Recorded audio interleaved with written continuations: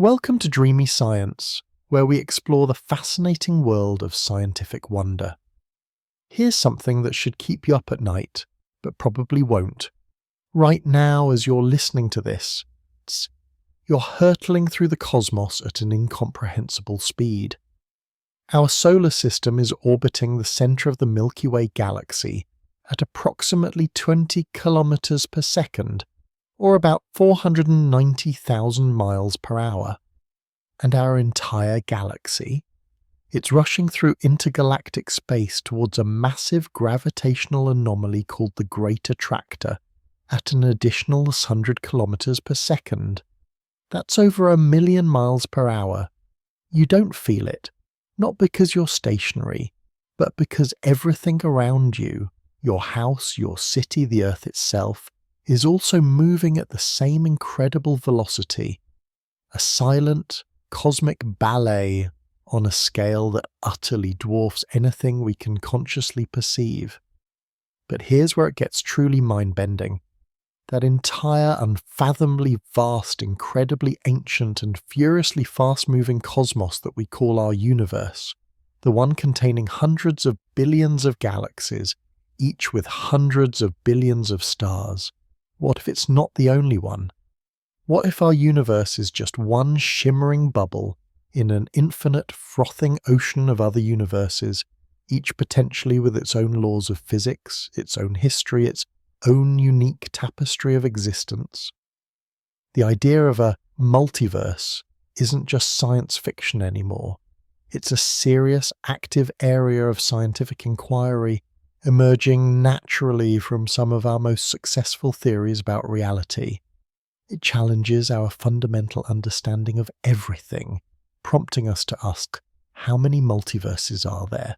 And what does that even mean for us? This isn't just a thought experiment, it's a journey to the very edge of reality, where the familiar breaks down and wonder truly begins. If you're enjoying this journey through the fascinating world of science, I'd love it if you'd hit that like button and subscribe to Dreamy Science so you don't miss future episodes. And I'm always curious.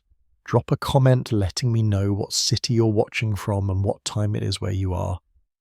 There's something special about knowing this exploration of scientific wonder is reaching people all over the world at all hours of the day and night. Let's start with a concept that seems straightforward, but immediately unravels into profound complexity: the universe. What exactly is the universe? Most of us picture it as, well, everything. All the stars, galaxies, empty space, time itself, and that's a good starting point. But when scientists talk about the universe, they often have a more precise and frankly more mind-bending definition in mind: the observable universe. This distinction is absolutely crucial for understanding how we even begin to contemplate the existence of other universes. Think about it this way. Our universe began about 13.8 billion years ago with the Big Bang. This wasn't an explosion in space, but rather an expansion of space itself, carrying matter and energy along with it. Since then, light, the fastest thing in the universe, travelling at approximately 299,722,458 meters per second in a vacuum, has been streaming across this ever-expanding cosmos. The observable universe, then, is simply the spherical region of space from which light has had enough time to reach us since the Big Bang. It's a bubble, with us right at the centre, because light from objects further away simply hasn't had enough time to get here yet. Now, here's where the numbers start to break our intuition. Even though the universe is only 13.8 billion years old, the observable universe stretches out to a radius of about 46.5 billion light-years in every direction. That's right, 46.5 billion light-years, not 13.8 billion. Why the difference? Because while light has been travelling for 13.8 billion years, the space it's travelling through has also been expanding. So a galaxy whose light we see today, which left 13.8 billion years ago, is now much, much further away than its light travel distance would suggest. It's like watching a boat sail away on an ever-stretching rubber sheet. The boat might have travelled a certain distance on the sheet, but the sheet itself has expanded, pushing the boat even further away from its origin point. This means the diameter of our observable universe is a staggering 93 billion light-years. To put that in perspective, a single light-year is about 9.46 trillion kilometres. So that we're talking about a sphere with a diameter of roughly 8.8 and 10 to 23 kilometres, a number so vast it's almost meaningless to our everyday experience. Within this immense bubble, astronomers estimate there are at least 2 trillion galaxies, each containing hundreds of billions of stars, planets, and countless other celestial objects. But here's the kicker. The observable universe is almost certainly not the entire universe. It's just the part we can see. Imagine you're standing on a tiny island in the middle of a vast, potentially infinite ocean. You can only see as far as the horizon. Everything beyond that horizon still exists. You just can't see it from your current vantage point. Our observable universe is essentially our cosmic horizon. We have strong theoretical reasons to believe that the universe extends far, far beyond what our telescopes can ever hope to detect.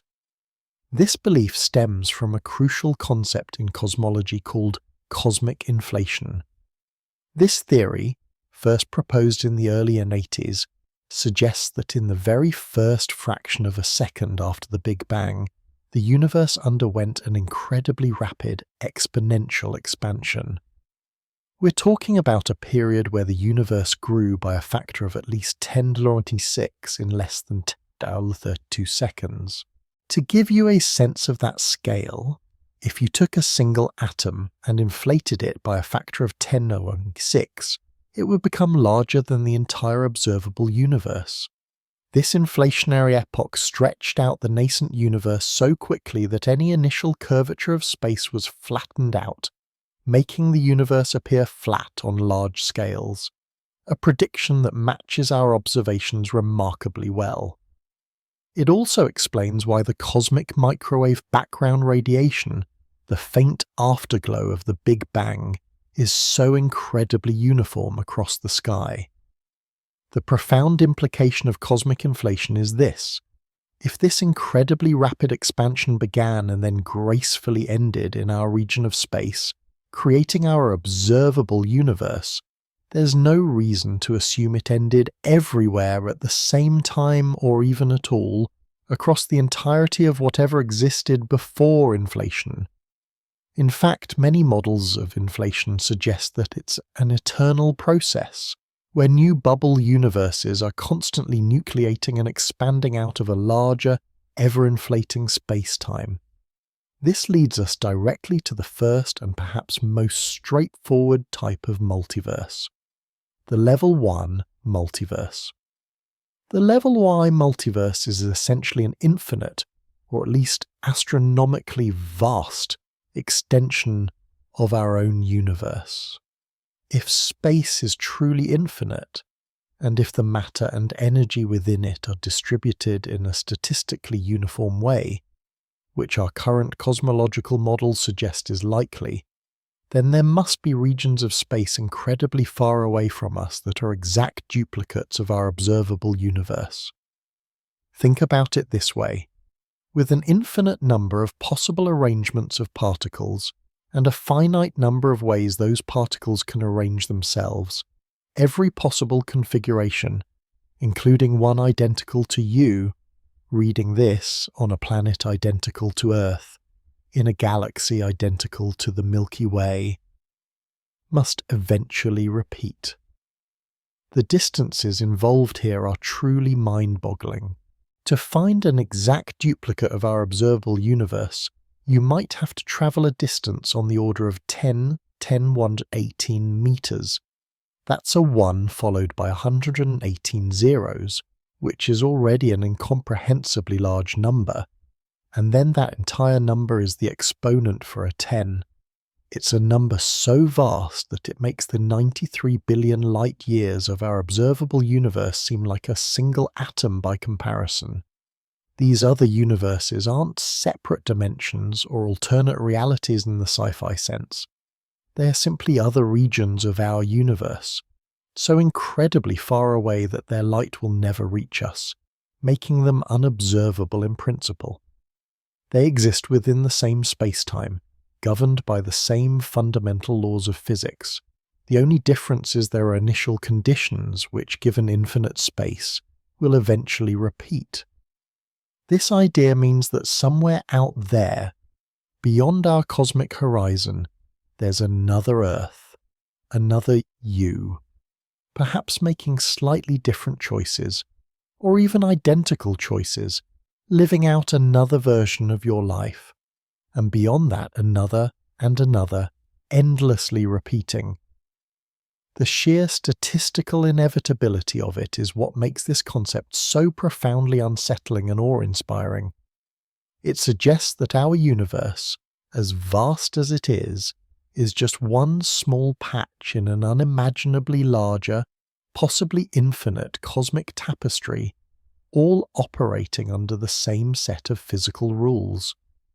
We're not talking about different kinds of physics yet, just different arrangements of the same physics in an unimaginably vast expanse, and this is just the beginning of our journey into the multiverse.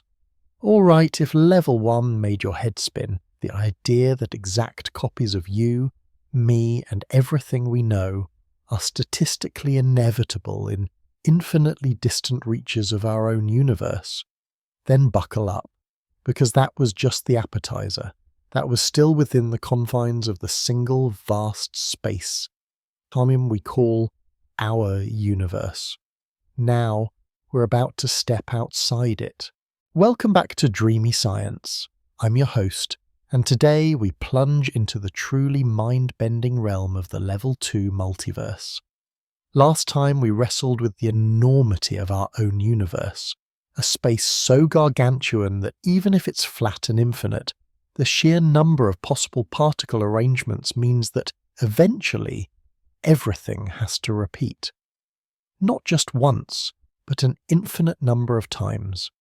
Imagine, if you can, a version of yourself reading this exact sentence in a galaxy unimaginably far away right now.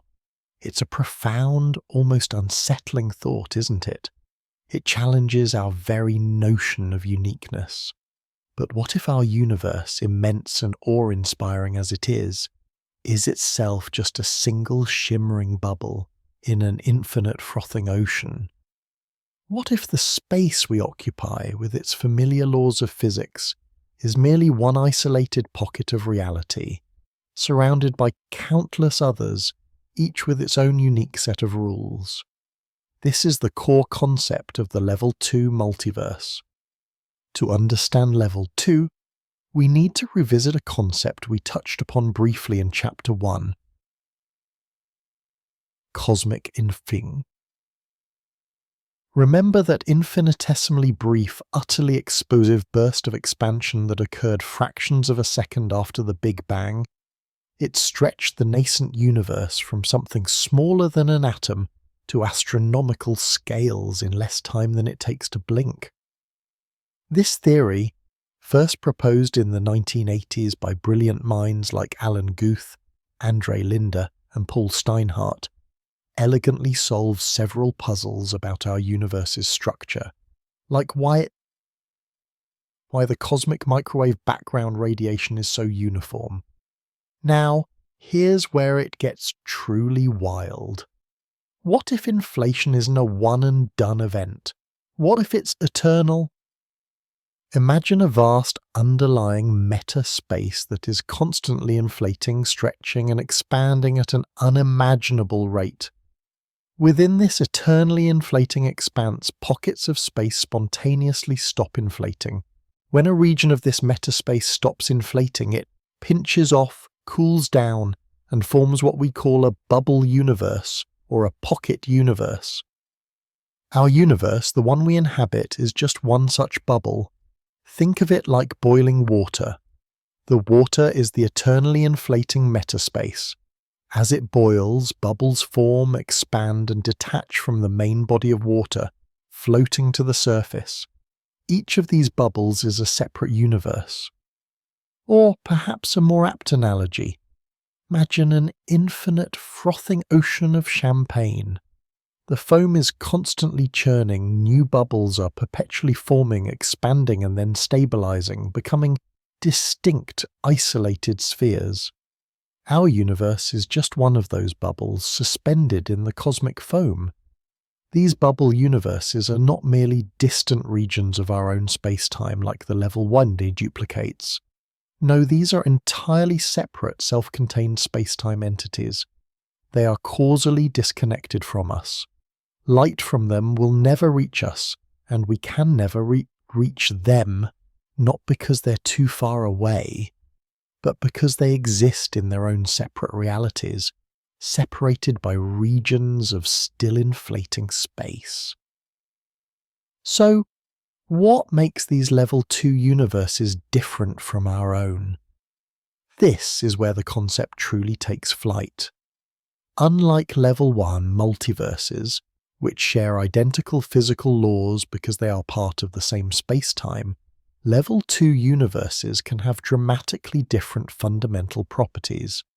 Imagine a universe where the force of gravity is 1,000,000,000,000 times stronger. What would that mean? Stars might collapse into black holes almost instantly, never having a chance to shine. Or perhaps matter itself would be so densely packed that stable structures like planets couldn't form. Or consider a universe where the electromagnetic force is slightly weaker. Atoms might not hold together, making chemistry as we know it impossible. No complex molecules, no life. What if the electron mass was different, or the speed of light? What if there were 5 spatial dimensions instead of 3, or perhaps only 1? The theory of eternal inflation suggests that the fundamental constants and physical laws we observe in our universe, the strength of gravity, the mass of an electron, the speed of light, the number of spatial dimensions, are not necessarily universal constants across the entire level 2 multiverse. Instead, they could be local parameters, specific to our particular bubble universe. This concept is profoundly unsettling for some, but incredibly liberating for others. For decades, scientists have grappled with the fine-tuning problem. Why are the constants of our universe so precisely calibrated to allow for the formation of stars, galaxies, and ultimately life? If gravity was slightly stronger, stars would burn out too quickly. If the strong nuclear force was slightly weaker, atomic nuclei wouldn't hold together. It's as if the universe was designed with life in mind. This has led some to invoke a divine creator or an incredible cosmic coincidence. But the level 2 multiverse offers a scientific, if still speculative explanation, the anthropic principle. If there are an infinite number of bubble universes, each with a different set of physical laws and constants, then it's not surprising that we find ourselves in one where life can exist. In fact, we must find ourselves in such a universe, because we wouldn't be here otherwise. It's like finding yourself in a room with breathable air and potable water, and wondering why this particular room is so perfectly suited for your survival. The answer, in the context of an infinite hotel with countless rooms, is simply that you wouldn't be in any of the others. The number of possible combinations for these fundamental constants is staggering, almost beyond comprehension. Some theories, like string theory, which we'll touch upon in a later chapter, suggest a landscape of possible universes, perhaps as many as 10 or 500 different configurations of physical laws. That's a 1 followed by 500 zeros. Each point on this landscape represents a distinct bubble universe, a unique set of cosmic rules. So somewhere out there, in the vast, perpetually bubbling foam of the level 2 multiverse, there could be universes where gravity repels instead of attracts. Time runs backward, or perhaps in loops. The speed of light is so slow that light bulbs take hours to illuminate a room. There are no atoms, just a formless soup of energy. Or, conversely, there could be universes with even richer, more complex physical laws, supporting forms of existence we can barely imagine. What does this mean for us? It means our universe, with its 93 billion light-year observable span and its potentially infinite total volume, is no longer the whole story. It's a single grain of sand on an infinite beach, a single drop in an infinite ocean. We are incredibly special, yet simultaneously incredibly common. The specific conditions that allow for our existence are rare, perhaps, but given an infinite number of tries, they become inevitable. The concept of eternal inflation, while still theoretical, is a natural extension of our most successful cosmological model. It's not a fringe idea, but a serious consideration within mainstream physics, particularly among cosmologists and theoretical physicists. It paints a picture of a cosmos far grander, far more diverse, and far more awe-inspiring than anything we could have imagined even a century ago. Of course, the immediate question that springs to mind is, can we prove it? Can we detect these other bubble universes? Direct observation is, by definition, impossible as they are causally disconnected. However, some physicists speculate about potential indirect evidence. For instance, if another bubble universe happened to collide with ours in the distant past, it might have left a subtle imprint, a bruise or a cold spot in the cosmic microwave background radiation, the afterglow of the Big Bang. Scientists are actively looking for such anomalies, though any findings so far remain highly speculative and open to interpretation. So we find ourselves in a peculiar position. We are exploring a realm that is currently beyond direct empirical verification, yet it arises logically from our best current understanding of the universe's earliest moments. The Level 2 multiverse forces us to confront the possibility that the universe we experience, with its specific laws and constants, is but one outcome among an almost unimaginable multitude. It's a humbling thought, isn't it?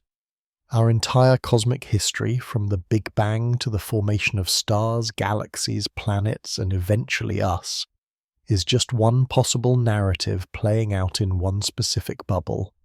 And there are infinite other narratives, infinite other bubbles, unfolding simultaneously, each with its own unique tale, its own version of reality. This journey into the Level 2 multiverse deepens the mystery, expands the wonder, and perhaps for some, adds a layer of profound existential contemplation. We've moved from infinitely distant copies of us to infinitely varied universes, and believe it or not, we're still just scratching the surface. There are even more mind-bending possibilities awaiting us.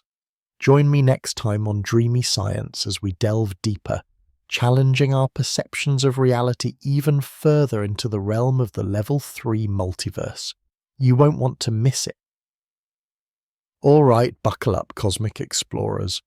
If you thought our journey through the Level 1 multiverse of infinite identical copies and the Level 2 multiverse of eternally inflating bubble universes was mind-bending, prepare yourselves. Because now we're diving into a concept that strikes at the very heart of what we perceive as reality, causality, and even our own existence. We're about to confront the Level 3 multiverse, and believe me, this one is a true quantum kaleidoscope. Last time we left off pondering the vast, unfathomable expanse of a meta-space, perpetually birthing new bubble universes, each potentially a cosmic experiment with unique physical laws. We grappled with the idea that our universe, so perfectly tuned for life, might just be one lucky roll of the cosmic dice among an infinite number of failed attempts. But what if the variations aren't just in the fundamental constants of physics, but in every single moment, every single decision, every single quantum event?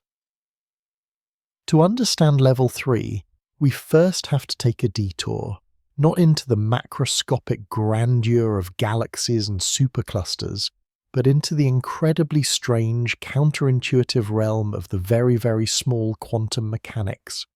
You see, for centuries, classical physics, championed by Newton, gave us a beautifully deterministic universe. If you knew the initial conditions of everything, you could predict the future. A billiard ball's path, a planet's orbit. It all made perfect, predictable sense. But then, as the 20th century dawned, scientists began peering into the subatomic world, and what they found shattered those neat, tidy notions. Imagine trying to pinpoint the exact location and speed of a tiny electron. In the quantum world, this isn't just difficult, it's fundamentally impossible. The more precisely you measure its position, the less you know about its momentum, and vice versa. This isn't a limitation of our instruments, it's a fundamental property of reality itself, famously captured by Heisenberg's uncertainty principle. Even more bizarre is the concept of superposition. Before we observe it, a quantum particle doesn't exist in a single definite state. It exists in all possible states simultaneously. Think of it like a coin spinning in the air. It's neither heads nor tails until it lands. A quantum particle, before measurement, is spinning, existing as both heads and tails at the same time. It's a ghostly blend of possibilities. Perhaps the most famous thought experiment illustrating this quantum weirdness is Schrödinger's cat. Picture this. A cat is sealed in a box with a vial of poison, a hammer, and a radioactive atom. If the atom decays, it triggers the hammer, which smashes the vial, releasing the poison and killing the cat. The decay of the atom is a quantum event. According to quantum mechanics, until someone opens the box and observes the atom, that atom is in a superposition of both decayed and undecayed states. And because the cat's fate is tied to the atom, the cat itself is in a superposition, simultaneously alive and dead. This brings us to the core mystery that birthed the Level 3 multiverse, the measurement problem. How does a quantum system existing in a blurry superposition of states choose one definite outcome when we observe it? When you open Schrödinger's box, you never see a half-dead, half-alive cat. You see either a living cat or a dead cat. The act of measurement, it seems, collapses the wave function, forcing the quantum system to pick one reality out of its many possibilities. For decades, physicists grappled with this. Some suggested that consciousness played a role, that a conscious observer was necessary for collapse. Others proposed hidden variables, some deeper layer of reality we hadn't yet uncovered. It was a deeply unsatisfying and often philosophical conundrum at the heart of our most successful scientific theory. Then, in 1957, brilliant young physicist named Hugh Everett III proposed a radical, audacious, and utterly mind-blowing solution. What if the wave function never collapses? Instead, Everett suggested that at every single quantum measurement, at every moment where a choice between possibilities arises, the universe doesn't pick one path. It splits. It branches. All possible outcomes are realized, each in its own separate parallel universe. Imagine that spinning coin again. When it lands, in our everyday experience, it's either heads or tails.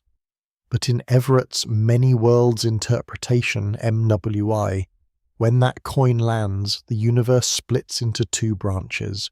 In one branch, the coin lands heads. In another, equally real branch, the coin lands tails. And you, the observer, also split. One you sees heads, the other you sees tails.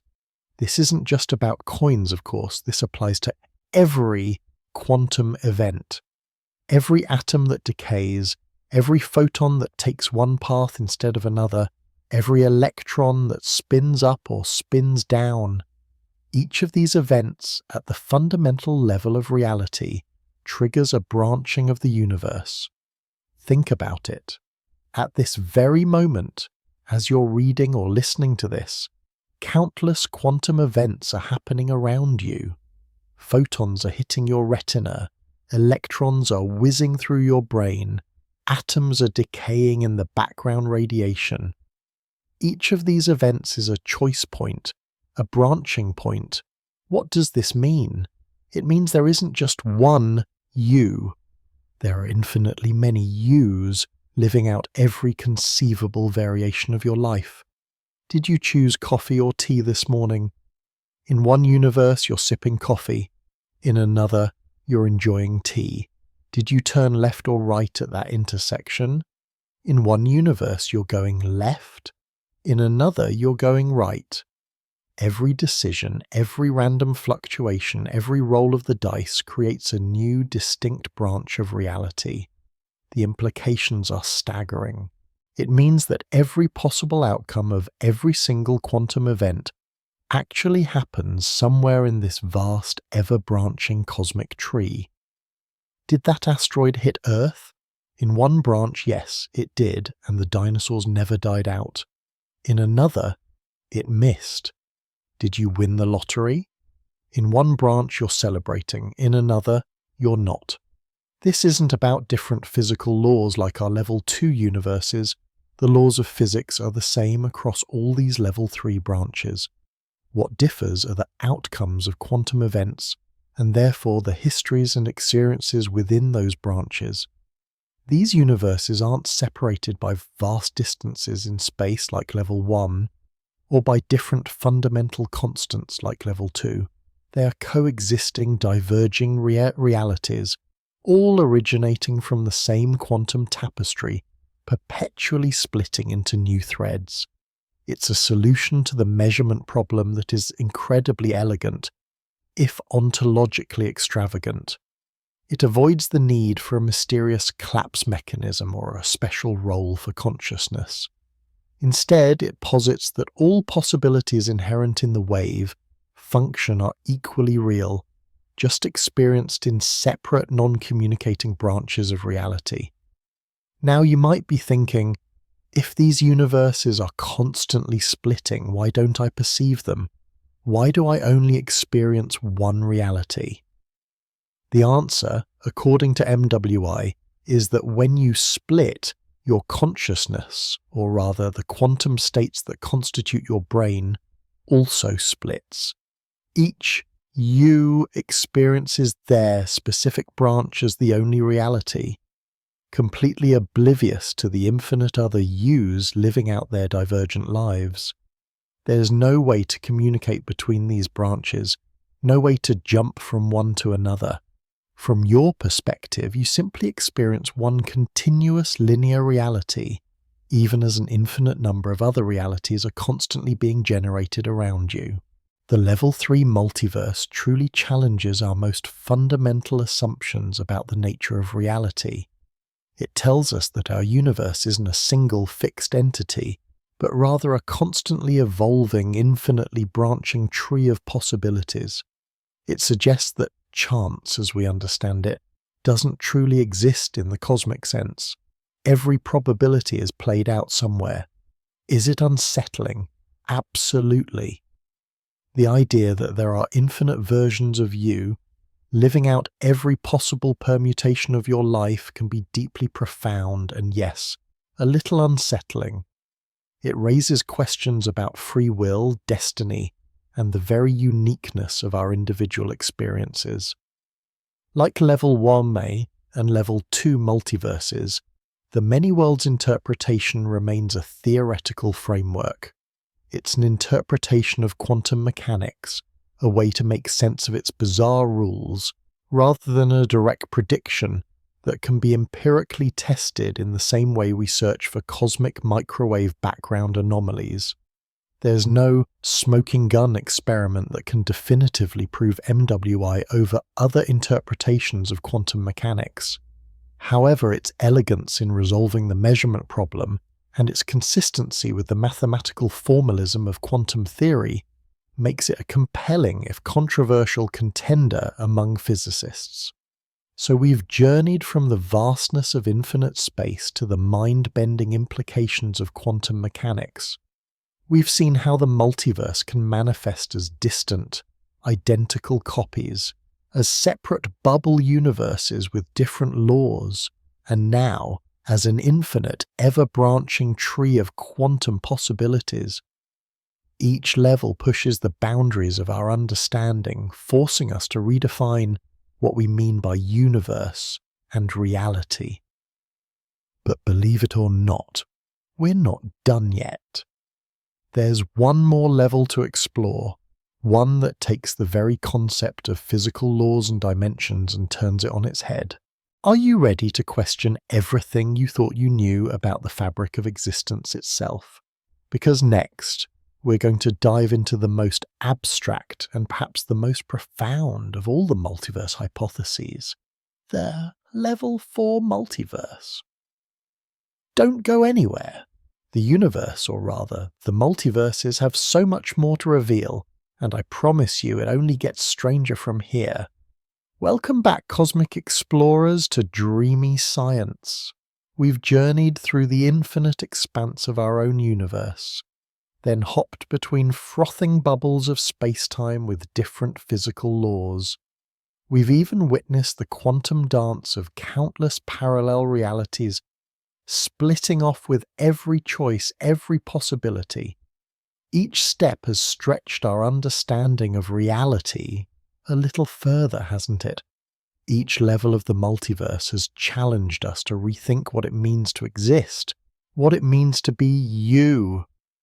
Now, prepare yourselves, because if you thought the Level 3 multiverse, with its infinite versions of you living out every conceivable life path, was mind-bending, then Level 4 is about to take that brain-bending sensation and multiply it by infinity. We're about to peel back the very fabric of existence and ask, what if reality isn't just described by mathematics, but is mathematics? This is the Level 4 multiverse, often called the mathematical universe hypothesis, championed most prominently by physicist Max Tegmark. It's the most abstract and arguably the most profound of all the multiverse theories we've explored. Think about it. From the moment we first began to understand the universe, from the ancient astronomers charting the stars to the modern particle physicists probing the smallest building blocks of matter, mathematics has been our language. It's the universal tongue that allows us to predict the trajectory of a planet, to understand the forces binding atoms, to describe the expansion of space itself. Einstein famously said, "The most incomprehensible thing about the universe is that it is comprehensible." And it's comprehensible because it follows mathematical rules. But what if we've had it backward? What if mathematics isn't just a tool we use to describe the universe, but rather the universe is a mathematical structure? This isn't just saying our universe obeys mathematical laws. It's saying that our universe is one of those laws. It's like saying a computer program doesn't just run on code, it is the code. And every possible consistent code is a potential reality. The Level 4 multiverse proposes that all mathematically consistent structures exist. Not just exist in some abstract Platonic realm of ideas, but exist as actual self-contained universes. Let's break that down. What does mathematically consistent mean? It means a system of axioms and rules that don't contradict themselves. Imagine a game. The rules of chess are mathematically consistent. The rules of checkers are mathematically consistent. But a game where a pawn can move like a queen and simultaneously like a knight, but only on Tuesdays when it's raining and then only if the player is wearing a red hat, that quickly becomes inconsistent, doesn't it? It breaks its own logic. Our universe, with its specific set of fundamental constants, its 4 dimensions of space-time, its quantum fields, its gravitational laws, this is one such mathematically consistent structure. It's a specific set of rules that defines its behavior. And according to level 4, every other possible set of consistent mathematical rules also defines a universe. This goes far beyond the previous levels. The level 1 multiverse just extended our universe infinitely. The level 2 multiverse gave us different physical constants and dimensions, but still within a similar underlying framework of physics. The level 3 multiverse gave us diverging quantum outcomes within the same physical laws. But level 4, it proposes universes where the very nature of mathematical reality is different. Imagine a universe where fundamental arithmetic is different, where 1 plus 1 doesn't necessarily equal 2, but perhaps 3, or where multiplication is a different operation entirely, or where space isn't 3-dimensional but 17, and time isn't linear but branches like a tree. These aren't just subtle tweaks to our universe. These are entirely different mathematical realities. It's a dizzying concept, isn't it? Our universe, with its quarks, stars and galaxies, is just one instance of a possible mathematical structure.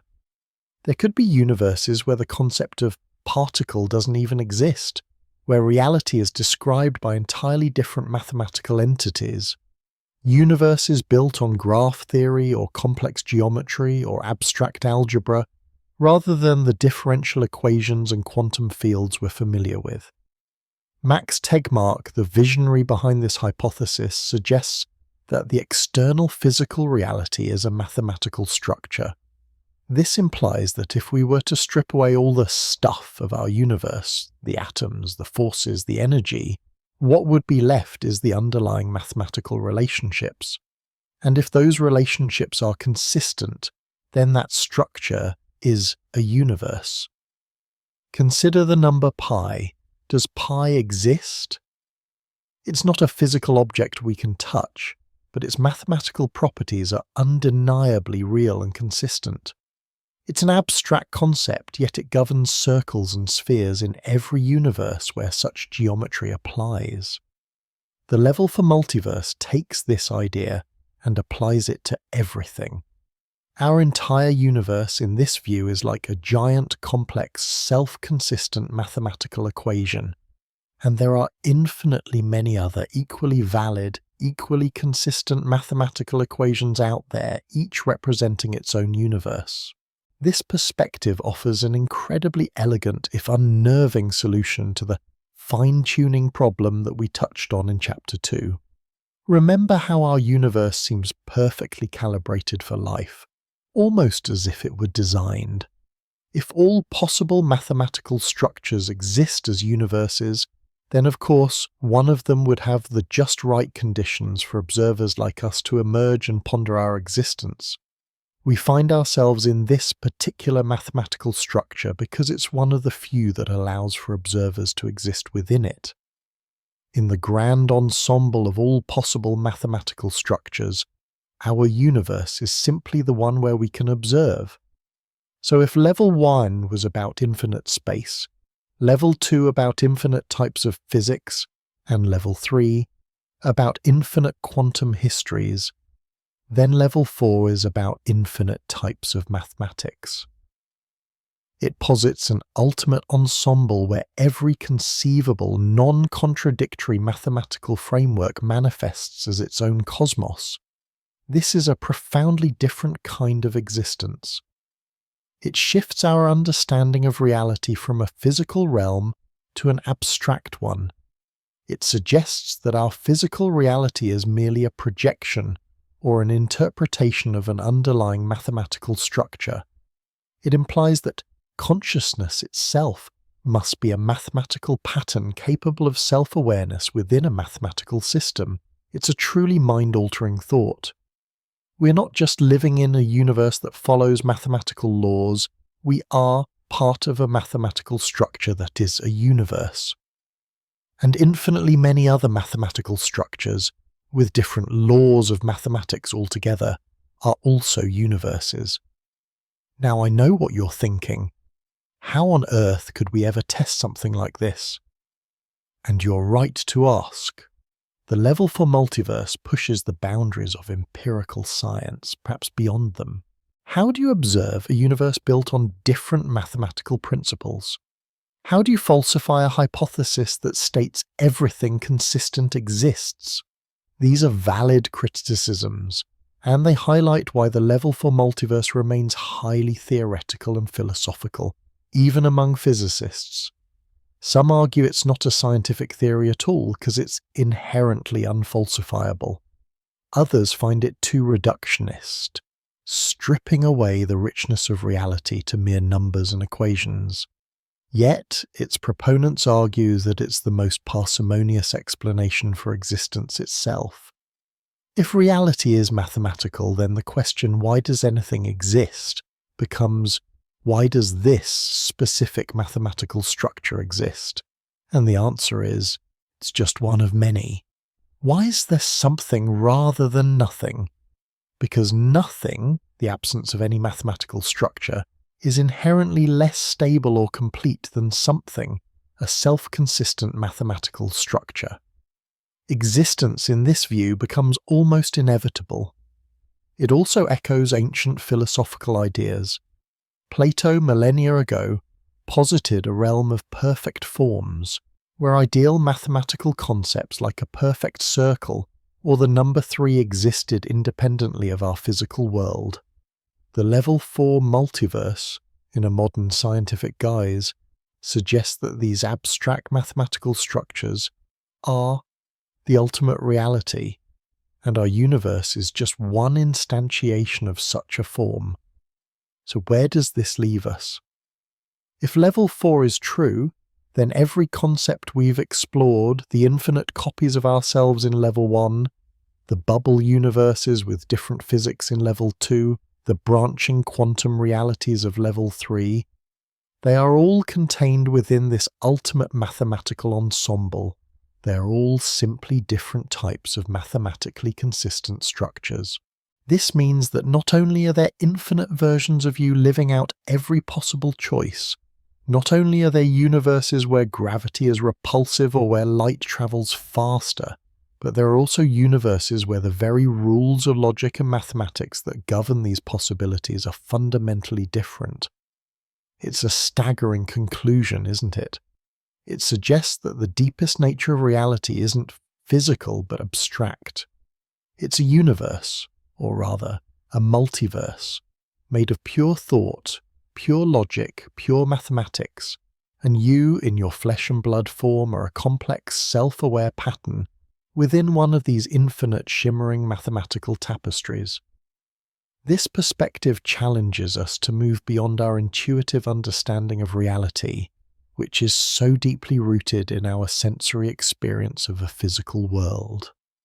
It asks us to consider that the deepest truth might be something far more abstract, something that exists independently of space, time, or matter, something that creates space, time, and matter through its inherent consistency.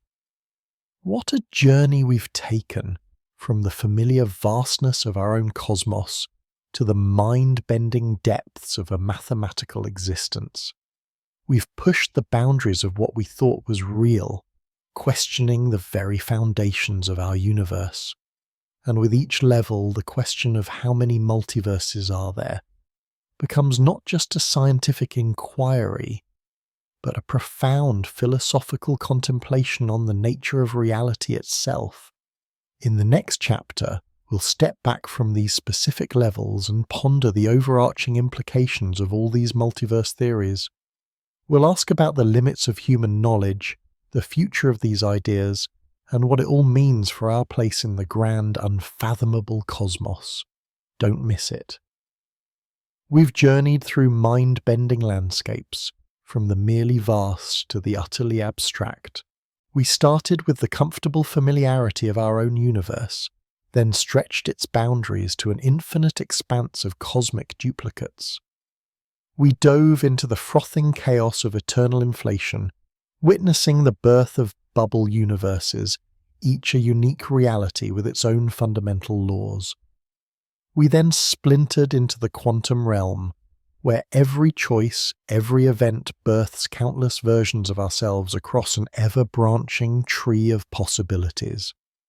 Finally, we dared to peer into the mathematical void, where reality itself dissolves into elegant, self-consistent structures, our universe but one equation among an infinite library.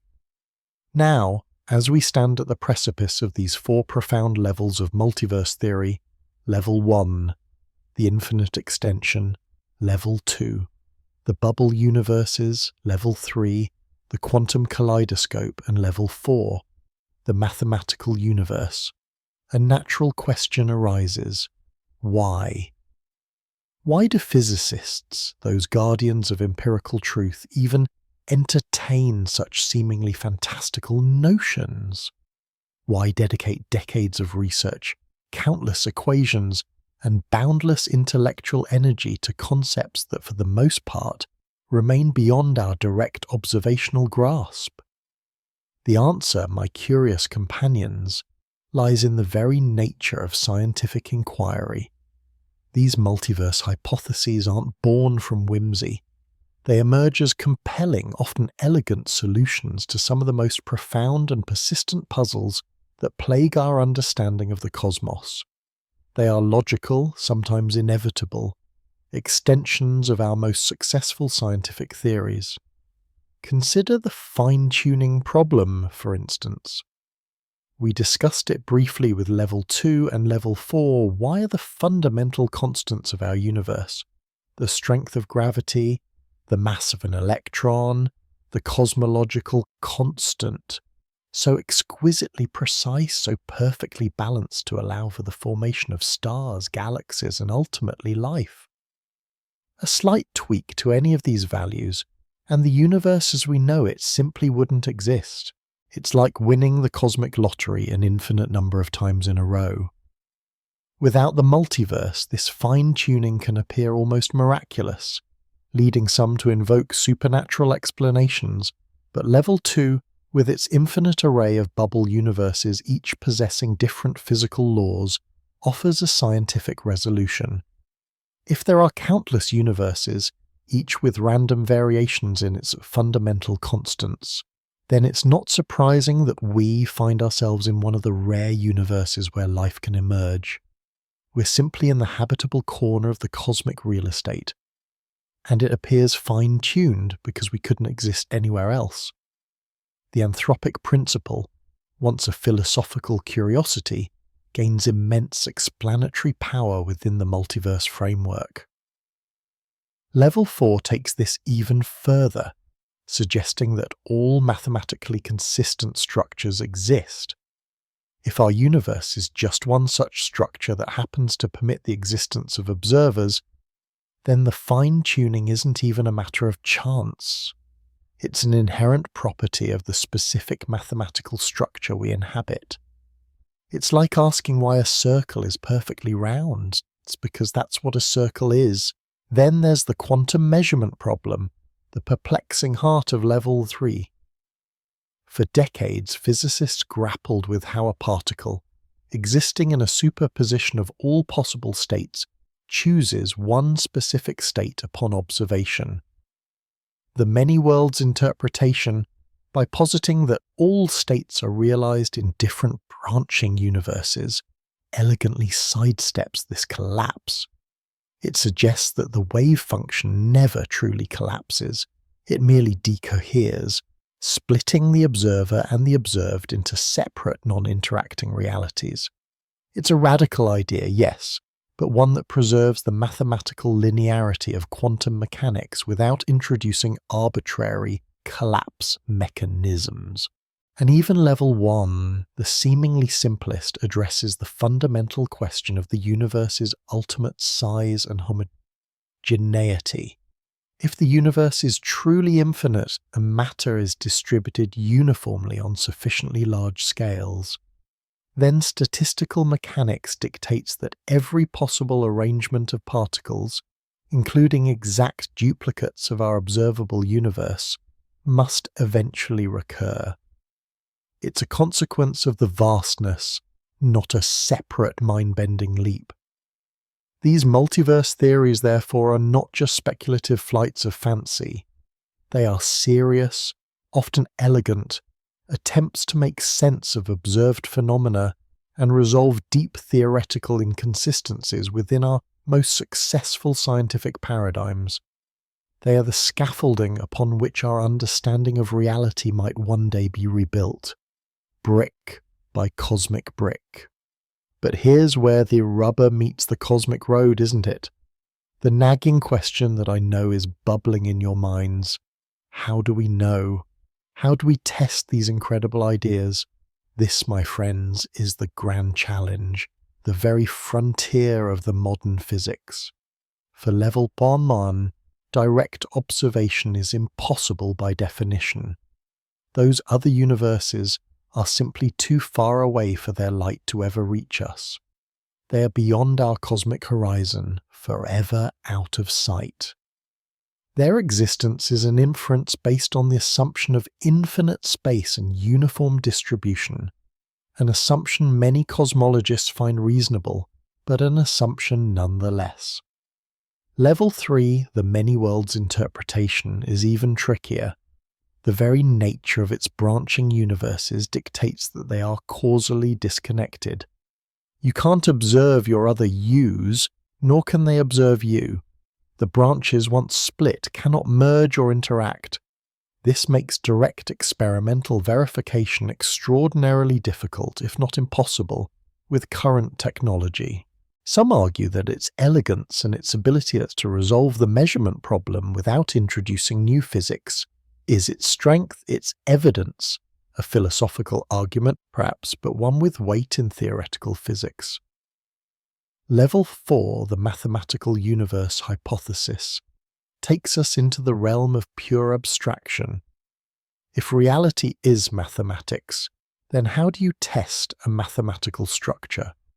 Its proof lies in its internal consistency and its ability to explain why our universe has the laws it does. It's less about empirical testing and more about the elegance, completeness, and explanatory power of the mathematical framework itself. It's a hypothesis that transcends physics and delves into metaphysics, pushing the very boundaries of what we define as science. However, level 2, the inflationary multiverse of bubble universes, holds perhaps the most tantalizing, albeit indirect, potential for empirical verification. Remember our discussion of cosmic inflation. It predicts a vast, eternally inflating metaspace where new bubble universes are constantly forming. If our universe is indeed one such bubble, it's possible, though incredibly rare, that it might have collided with another bubble universe in its distant past. Such a collision wouldn't be a catastrophic cosmic smash-up in the traditional sense. Rather, it would leave a subtle, circular bruise or anomaly in the cosmic microwave background radiation, the afterglow of the Big Bang. Scientists are actively searching for these cosmic bruises. Telescopes like Planck have mapped the CMB with unprecedented precision, looking for statistical anomalies, cold spots or hot spots that deviate from the expected random distribution. While no definitive evidence has been found yet, the search continues. Detecting such a bruise would be a monumental discovery, offering the first empirical, albeit indirect, evidence for the existence of another universe beyond our own level 1 and extension. It would be the ultimate cosmic fingerprint, a whisper from another reality.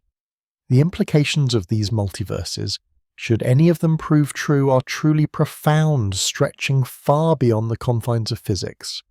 They force us to re-evaluate our place in the cosmos, not just as inhabitants of a single planet orbiting a single star in a single galaxy, but as potentially infinitesimally small parts of an unimaginably vast, perhaps infinite, tapestry of realities.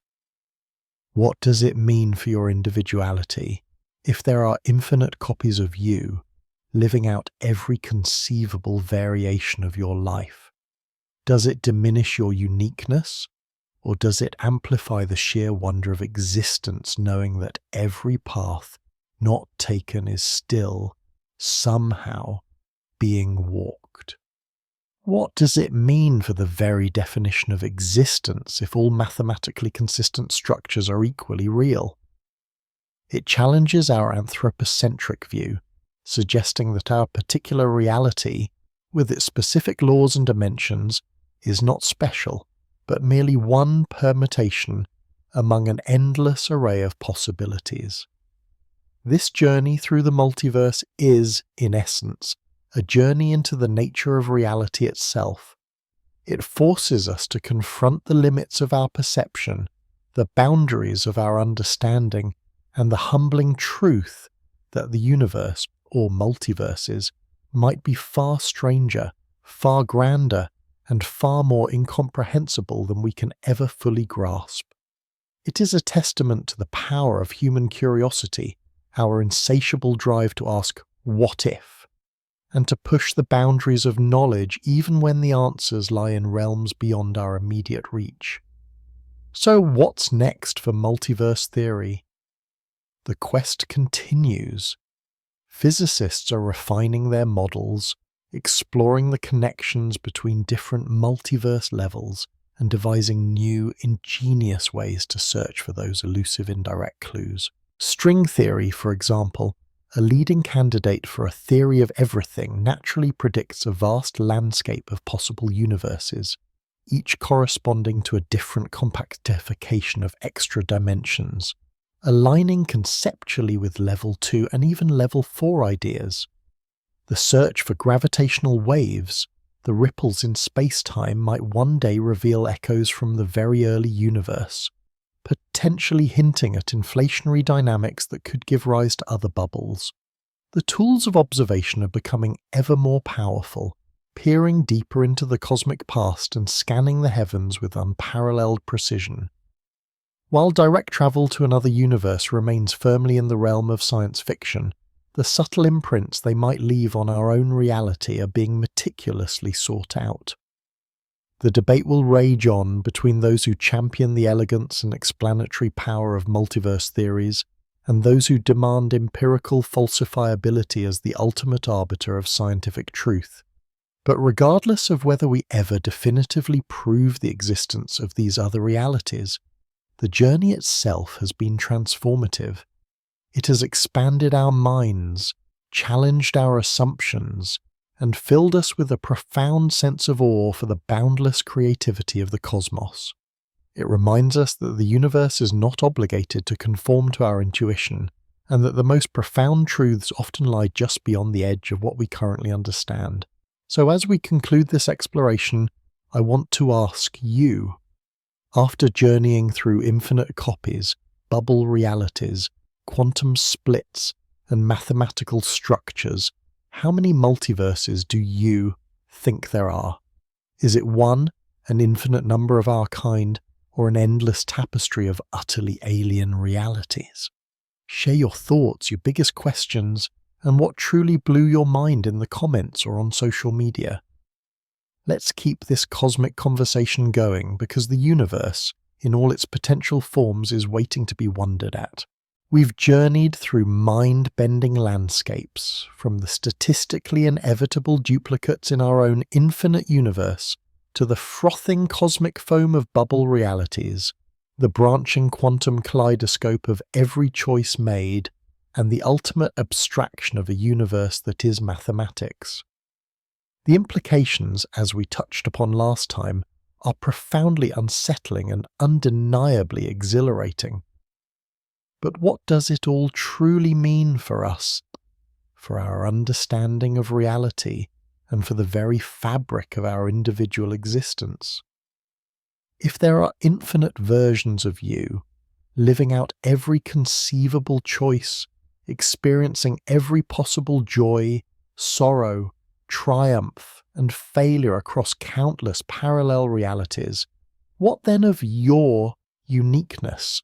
What does it mean to be you in this specific moment, on this specific planet, making this particular choice?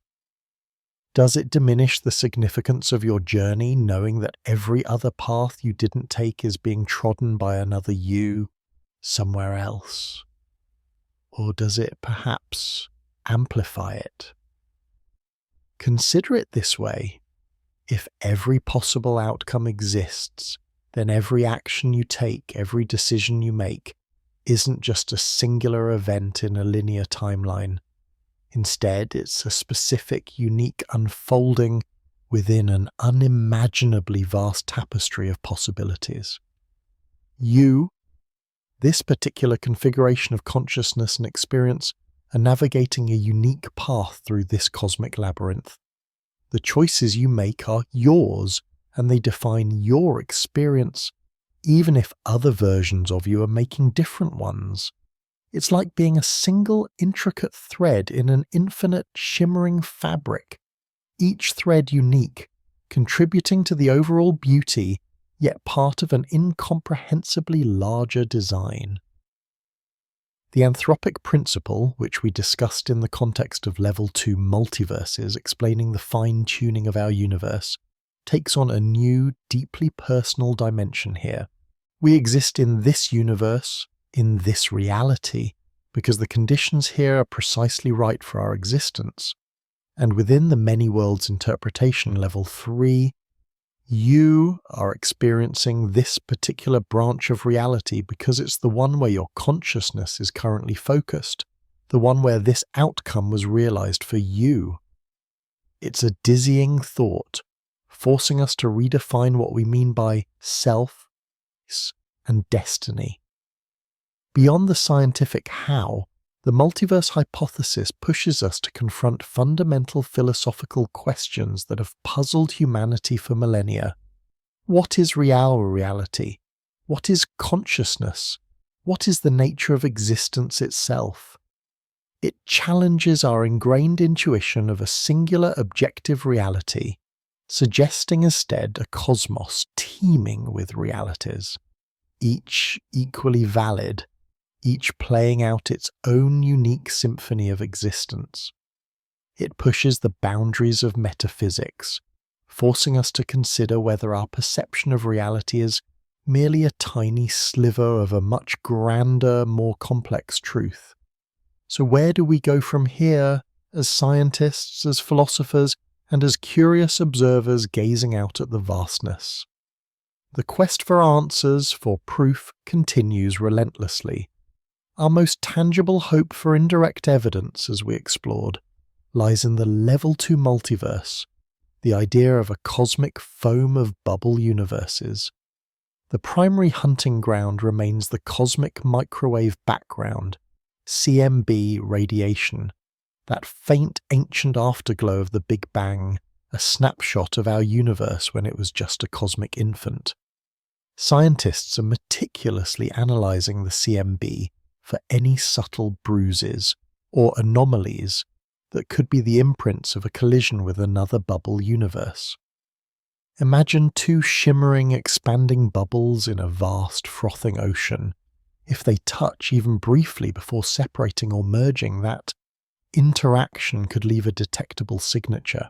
These signatures might manifest as tiny, inexplicable cold or hot spots in the CMB, specific non-Gaussianities, deviations from a perfectly smooth random distribution, or unusual patterns of polarization in the ancient light. Missions like the Planck satellite have provided us with incredibly detailed maps of the CMB, revealing a universe that is remarkably smooth and uniform on large scales, yet also containing intriguing statistical anomalies. The search continues with even more sensitive instruments and advanced algorithms, pushing the limits of our observational capabilities. It's like looking for the faintest ripple, the most subtle discoloration, on a perfectly smooth ancient canvas, evidence of an event that happened billions of years ago, on a scale almost beyond comprehension. For Level 3 and Level 4, the challenges of empirical verification are, admittedly, far more formidable. How do you observe a universe that splits at every quantum event, where each branch becomes causally disconnected and forever inaccessible to our own? There's no signal to intercept, no ancient light to analyze, no cosmic bruise to detect. And for Level 4, the mathematical universe hypothesis, how do you test a mathematical structure that exists independently of our physical laws, a reality that is pure abstract mathematics? Here, the scientific method relies more heavily on the elegance, the internal consistency, and the predictive power of the theory itself, even if direct observation remains out of reach.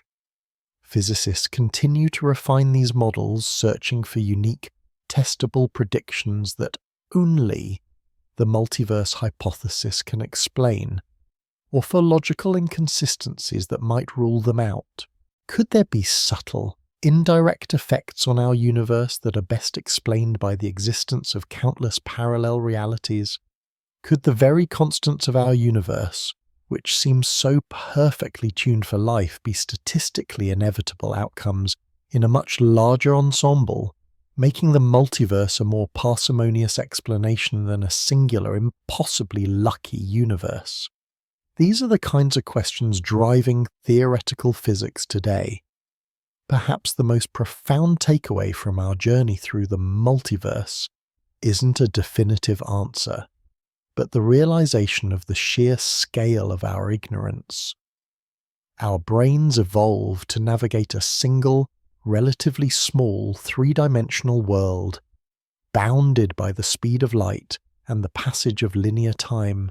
To truly grasp the concept of infinite universes, different physical laws, or a reality that is mathematics, it pushes the very limits of our cognitive capacity. It's a humbling thought, isn't it? To consider that everything we perceive, everything we know, might just be a minuscule fragment of an unimaginably larger, more complex whole. But this humility is precisely where true scientific progress often begins. The questions themselves are powerful. Even if we never definitively prove all levels of the multiverse, the process of exploring these ideas has already yielded immense benefits. It forces us to re-examine our most fundamental assumptions about space, time, matter, energy, and existence. It pushes the boundaries of our mathematical tools, inspires new avenues of research, and keeps our intellectual curiosity burning brightly. It reminds us that the universe, in all its manifestations, is far stranger and more wonderful than we could ever have imagined. And amidst all this mind-bending complexity, there is an undeniable, breathtaking wonder. Imagine the silent cosmic ballet of bubble universes forming and fading in a vast metaspace, each a potential home to its own unique physics and life. Imagine the infinite versions of you living out countless lives, experiencing every possible joy and sorrow, every triumph and regret across an endless spectrum of realities.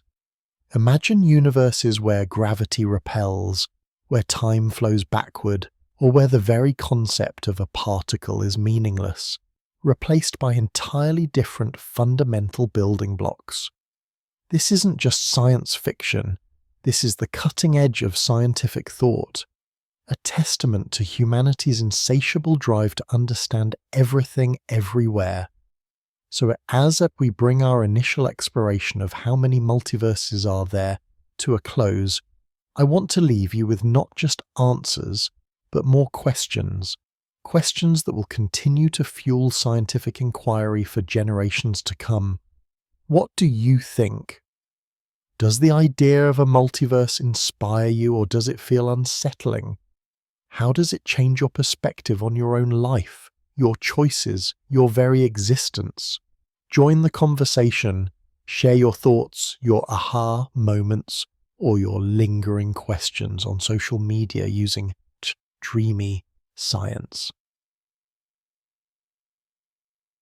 Multiverse. Because the beauty of science isn't just in finding definitive answers, but in the shared journey of asking the biggest, most profound questions the cosmos can offer.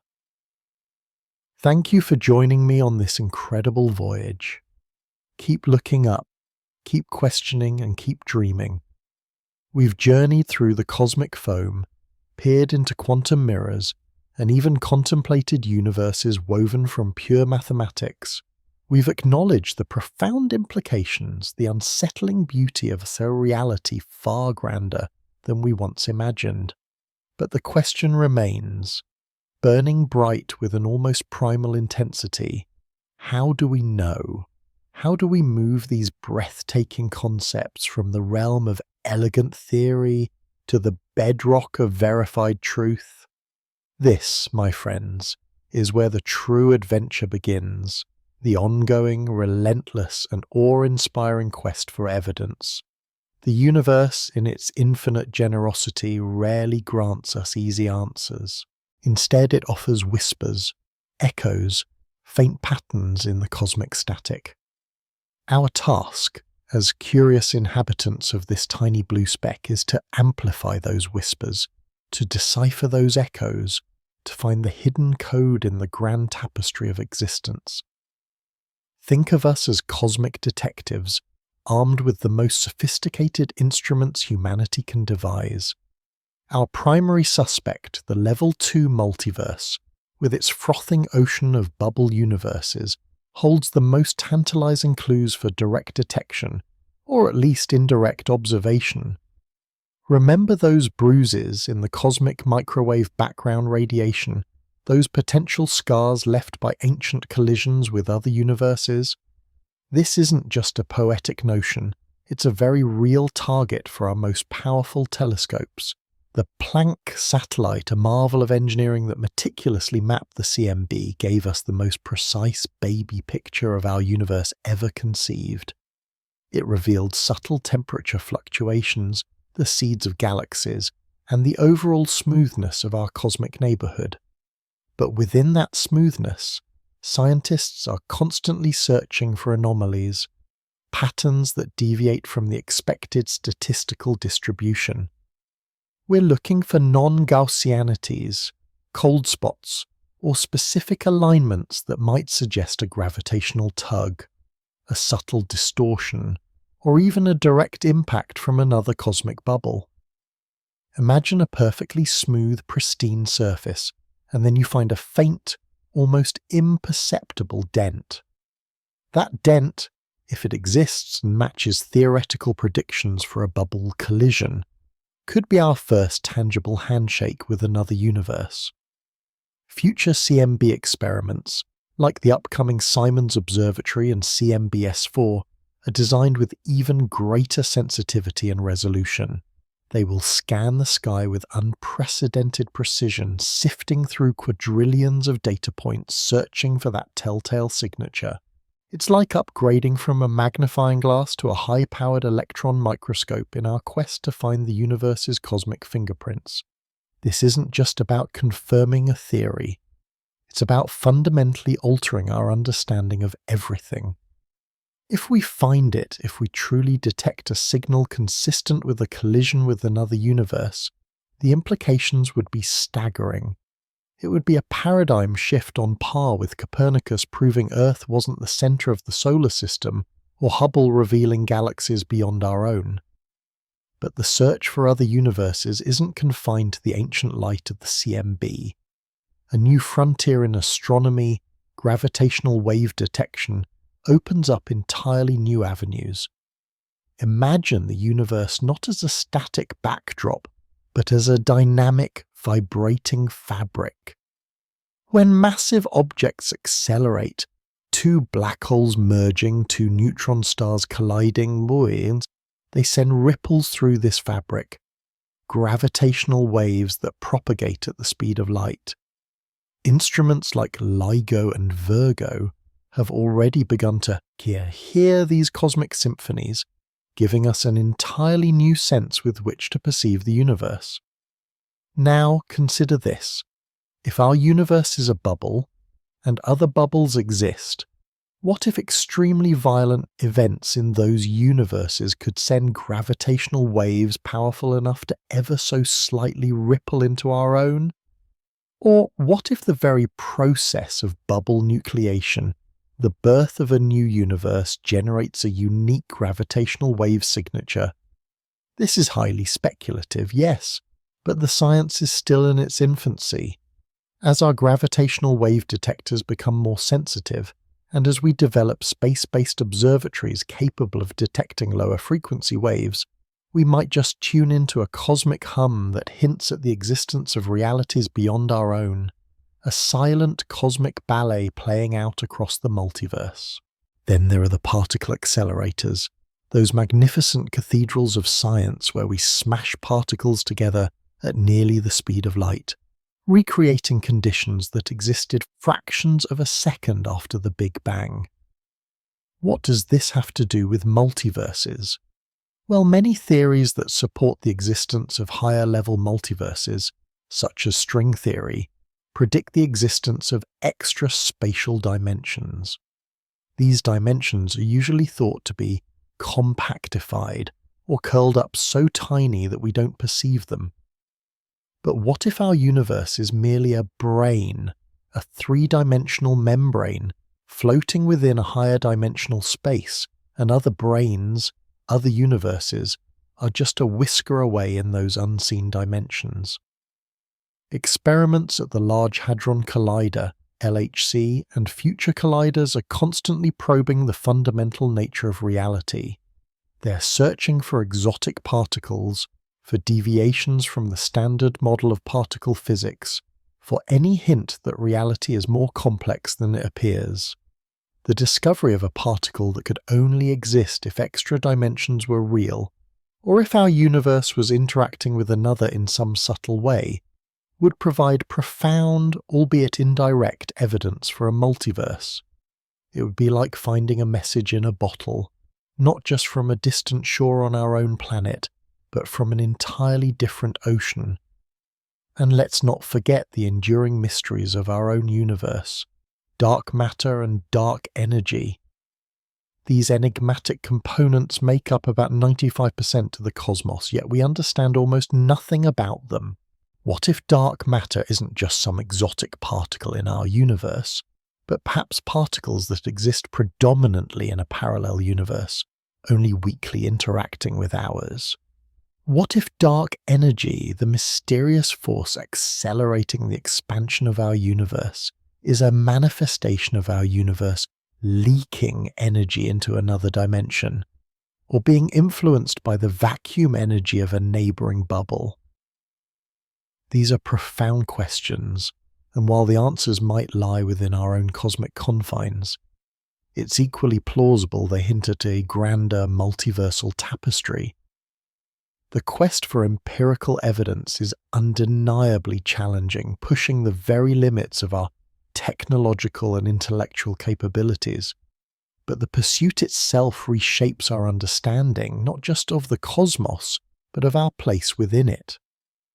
This brings us to the profound philosophical shift that accompanies the acceptance of a multiverse. If our universe is just one of many, perhaps one of an infinite number, what does that do to our concept of reality? Is our universe truly real in the same way if it's merely a ripple in a larger ocean, a single iteration in an endless cosmic computer program? For centuries, humanity has grappled with its place in the cosmos. From a geocentric view, where Earth was the immovable centre, we moved to a heliocentric model, then to the understanding that our sun is just one of billions in our galaxy, and our galaxy just one of trillions in the observable universe. The multiverse takes this humbling journey to its ultimate conclusion. We are not just a speck in the universe. Our entire universe might be a speck in an incomprehensibly vast multiverse. This isn't meant to diminish our existence, but rather to expand our perspective to an almost dizzying degree. It fundamentally alters the fine-tuning problem too. If there are infinite universes, each with potentially different physical laws and constants, then the fact that our universe is perfectly tuned for life isn't a miraculous coincidence. It's a statistical inevitability.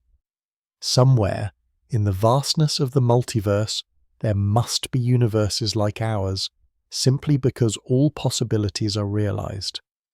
This shifts the question from, why is our universe so perfect, to, given that we exist, what kind of universe must we find ourselves in? It's the anthropic principle in its most powerful, most unsettling form. Does this diminish the value of our own universe, of our lives, of our choices? For some, the idea of infinite yous, living out every conceivable variation of your life in level 3 multiverses, can be profoundly unsettling. Does it dilute the uniqueness of your experiences? I argue quite the opposite. If our universe is indeed just one of countless others, then the unique set of circumstances that led to this particular surreality, this particular moment, this particular consciousness experiencing it, becomes all the more precious. It makes our universe not less special, but uniquely special to us. It imbues our finite existence with an even greater sense of wonder and urgency, because this specific journey, this specific universe, is the one we get to explore, to cherish, to understand. The multiverse, in all its iterations, forces us to redefine what knowledge truly means. When direct observation is impossible, when our reach is fundamentally limited by the speed of light or the nature of quantum mechanics, how do we establish truth?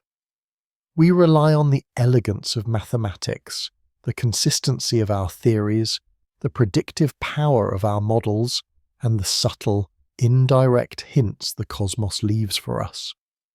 We learn to embrace the beauty of theoretical physics, where the most profound truths might be found not in what we can see, but in what our minds can conceive and what our equations can describe. The ongoing quest for the multiverse is not just a scientific endeavour, it's a profound philosophical journey that challenges our deepest assumptions about reality, existence, and our place in the cosmic order. It's a testament to the insatiable human curiosity, our innate drive to push the boundaries of understanding, to peer beyond the veil of the known and into the shimmering, chaotic, and utterly magnificent unknown. So, what does this mean for you, the intrepid listener, the fellow explorer of these cosmic wonders? It means embracing the questions, even if the answers are elusive. It means cultivating a sense of awe for the universe, not just for its observable beauty, but for its hidden depths, its theoretical possibilities, its mind-bending grandeur. It means understanding that the journey of scientific discovery is never truly finished, that every answer only opens the door to 1,000 new questions. We stand at the precipice of a new era of understanding where the very fabric of reality is being re-examined. Whether the multiverse proves to be a definitive truth or remains an elegant hypothesis, the conversation itself expands our minds, enriches our perspective, and reminds us of the extraordinary privilege of being conscious observers in this amazing universe.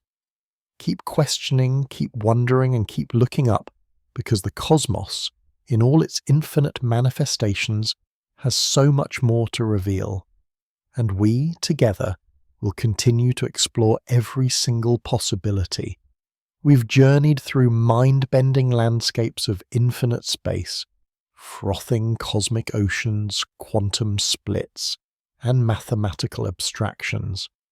We've grappled with the profound implications of a universe, or multiverse, far grander than we ever dared to imagine. But as we discussed, the most formidable challenge remains proof. Direct, undeniable proof. It's the gold standard of science, isn't it? Yet for many of these multiverse levels, that gold standard feels impossibly out of reach.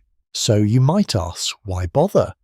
Why invest so much intellectual energy, so much theoretical brilliance into concepts that might forever elude our grasp?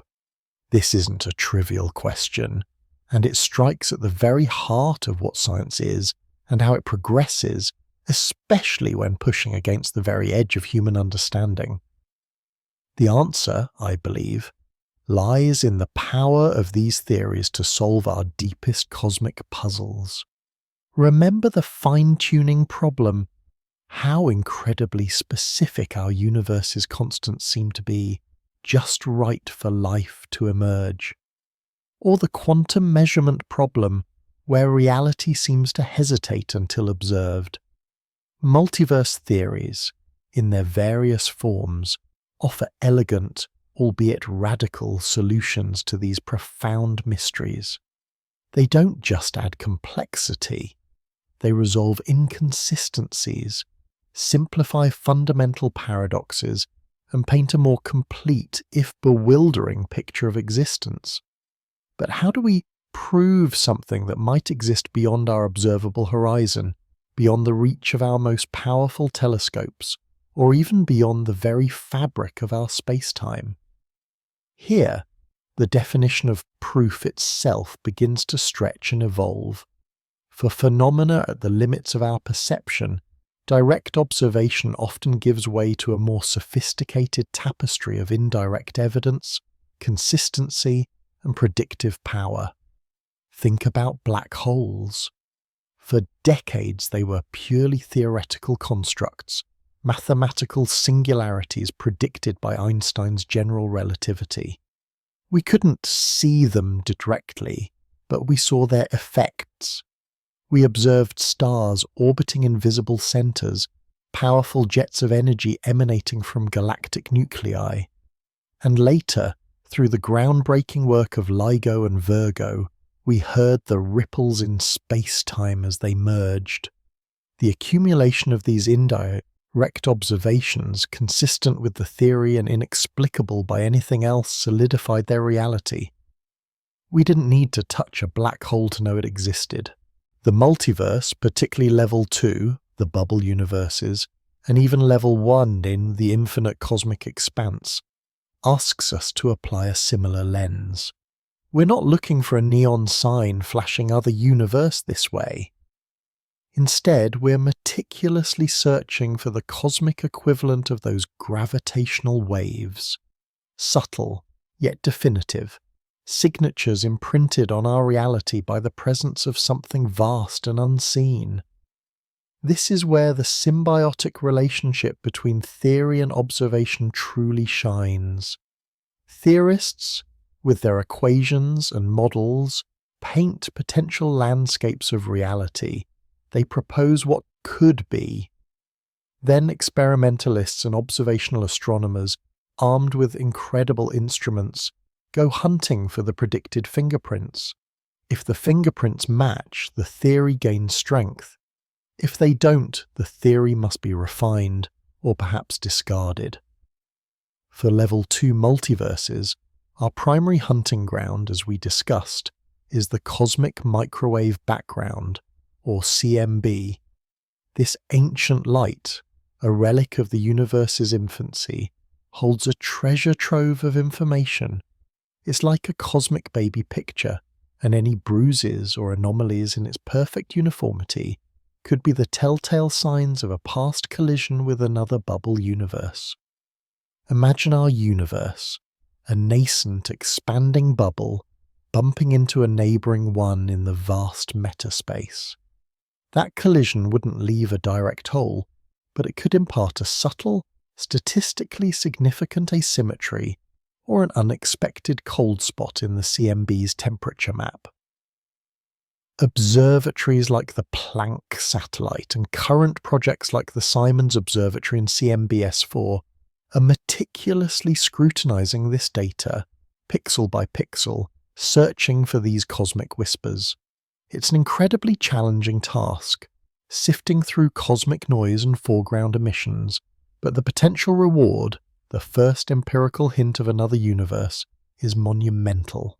We're talking about statistical anomalies, patterns that deviate from the standard cosmological model in ways that could be uniquely explained by a multiverse collision. It's not a definitive photograph, but rather a cosmic forensic investigation. And let's not forget the other frontiers. Gravitational wave observatories, growing ever more sensitive, could one day detect ripples from events so energetic, so fundamentally other, that they might hint at extra dimensions or even the birth pangs of new universes. Particle accelerators, smashing particles together at mind-boggling speeds, push the boundaries of energy and space-time, probing for evidence of extra dimensions predicted by theories like string theory, dimensions that could be gateways or components of a larger multiverse structure. We're not just looking up at the sky, we're also looking inward at the very smallest constituents of matter and energy, hoping to find cracks in our current understanding that point to a grander reality. Now, let's address the elephant in the cosmic living room: falsifiability. A cornerstone of the scientific method, falsifiability dictates that a scientific theory must, in principle, be capable of being proven false. If a theory explains everything and predicts nothing specific that can be tested, then it risks becoming a philosophical statement rather than a scientific one. This is a legitimate and vigorous debate within the scientific community regarding some aspects of multiverse theory, particularly level 4, the mathematical universe. If all mathematically consistent structures exist, how could you ever prove that didn't happen? How could you falsify the idea that our universe is merely one equation among infinite equations? This is where the lines blur and where theoretical physics often dances on the edge of metaphysics. However, even these most abstract ideas serve a crucial purpose. They push the boundaries of our imagination, force us to reconsider fundamental assumptions, and often lay the groundwork for future testable hypotheses. Consider string theory, for example. For a long time it was criticized for its lack of testable predictions, yet it provided a powerful, elegant framework for reconciling quantum mechanics and general relativity. A holy grail of physics. Over time, as our experimental capabilities advance, some aspects of string theory beginning to yield potential observational signatures, albeit still incredibly difficult to detect. The journey from abstract theory to testable prediction can be long and winding, and then there's Occam's razor, the principle that, all else being equal, the simplest explanation is usually the best. At first glance, proposing infinite universes seems anything but simple. It seems extraordinarily complex. But here's the twist. For some of the problems we face, the multiverse might actually be the simplest explanation. Why is our universe so perfectly tuned for life? Instead of invoking a single, incredibly improbable cosmic lottery win, the multiverse suggests it's a statistical inevitability.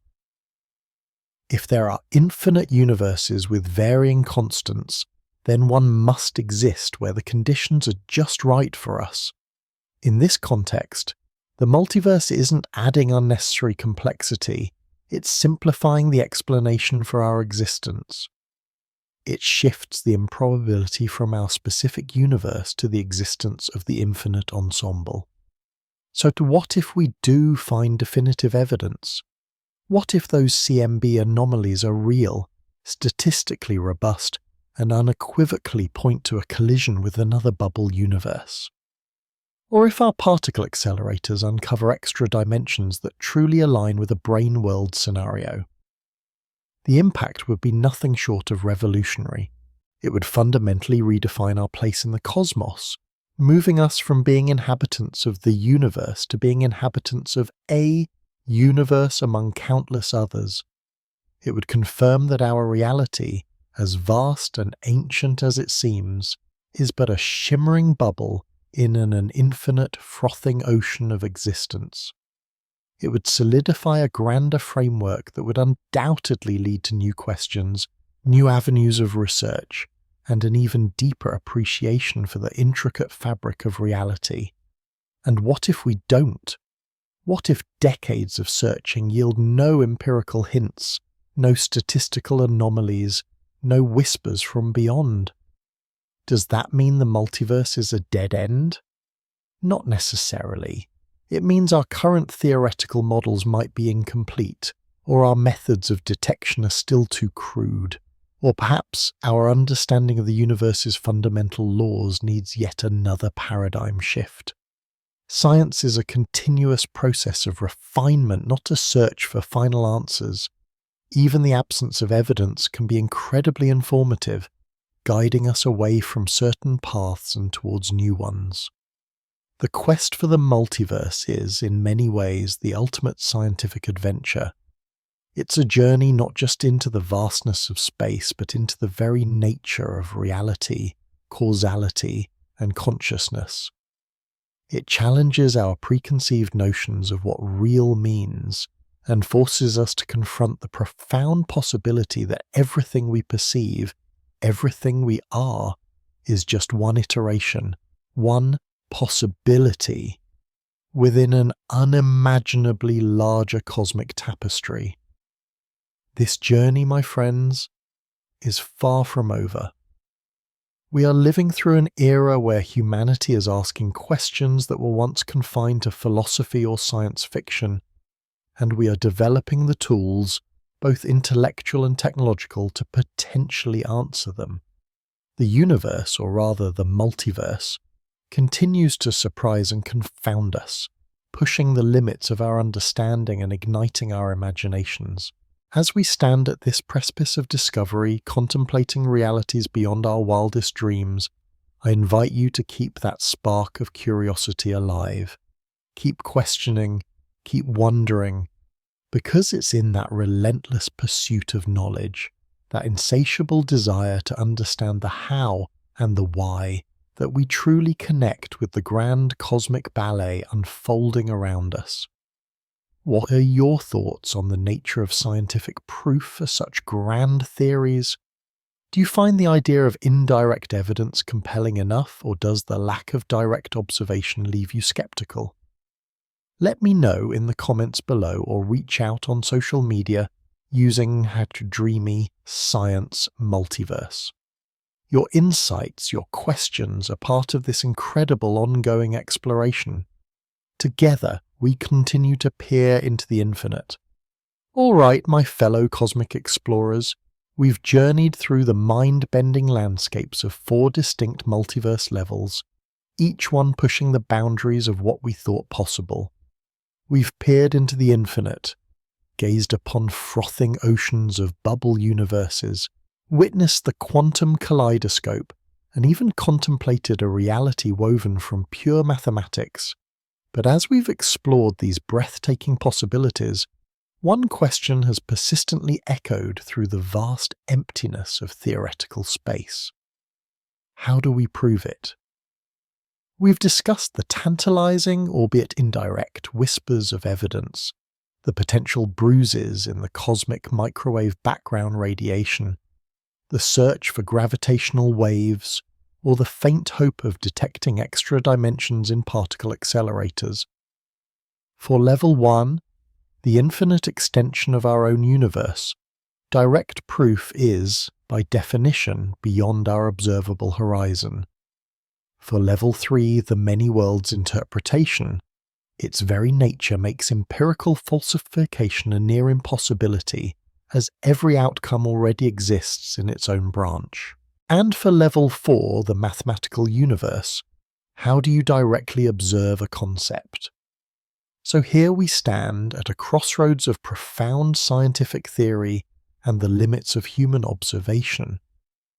But what if we shift our gaze, just for a moment, from the how to the what if? What are the profound, often unsettling implications of these multiverses, not just for physics, but for us? For our understanding of self-consciousness and our place in a cosmos that might be infinitely grander than we ever dared to imagine. Let's dive into that deep end, shall we? Consider first our place in the cosmos. For centuries, humanity has wrestled with its perceived insignificance. From a geocentric view to a heliocentric one, then to one among billions of stars in a galaxy, and now to one among billions of galaxies in an ever-expanding universe. Each revelation has been a humbling lesson in cosmic scale. Now, imagine our entire observable universe, this vast 93 billion light-year expanse of galaxies, nebulae, and black holes as merely a single shimmering bubble in an infinite frothing ocean of other universes. Or, even more profoundly, as just one point in an infinitely extending tapestry of our own level 1 and universe. Suddenly our universe, with all its staggering complexity and beauty, becomes just one tiny island in a potentially infinite archipelago. Does that diminish us? Or does it expand the grandeur of existence to an almost unbearable degree? I think it does the latter. It reframes our understanding of rarity. We are not just rare because life is complex, we are rare because our specific set of physical laws, our specific cosmic history, our very existence, is but one note in an unimaginably vast symphony. It pushes us to confront the idea that what we call everything is, in fact, just a minuscule fraction of all that is. This perspective can be both profoundly humbling and incredibly liberating, don't you think? It forces us to redefine the very word universe. Now let's turn our attention to the most personal implication of all, you. Specifically the you of level 1 and level 3 multiverses. In the level 1 infinite extension multiverse, remember, if the universe is truly infinite and uniform enough, then statistical probability dictates that exact duplicates of you living out your exact life exist an unimaginable distance away. Not just one duplicate, but an infinite number of them. Think about that for a moment. Every decision you've ever made, every word you've ever spoken, every thought you've ever had is being replicated, perhaps countless times over, by other versions of you. Then we layer on level 3, the many worlds interpretation of quantum mechanics.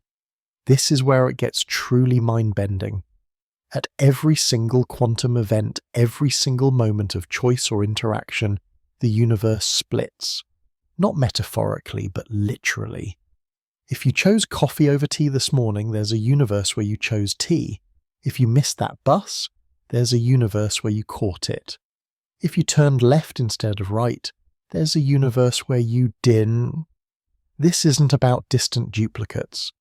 This is about every possible outcome of every quantum interaction being realized in its own real, branching universe. So what does this mean for your individuality? If there are infinite versions of you, living out every conceivable life path, making every possible choice, are you still unique? Does your consciousness split along with the universe? Is there a central you that branches, or are each of these yous completely separate, distinct entities, each experiencing their own unique subjective reality? This isn't just a philosophical puzzle, it challenges the very core of our identity, our sense of self, and the choices we make. If every choice is made by some version of you, Does the concept of regret or missed opportunity even hold meaning? It certainly makes for a fascinating thought experiment, doesn't it? And what about consciousness itself? Is it an emergent property unique to our specific universe? Or is it a universal phenomenon, perhaps even a fundamental aspect of reality that manifests across all these multiverses? If all mathematically consistent structures exist, level 4, could there be universes where consciousness is entirely different, perhaps not even tied to biological brains? The very definition of life and sentience begins to blur and expand under the weight of these possibilities. These theories don't just expand the physical boundaries of reality, they fundamentally challenge our intuitive understanding of what reality is.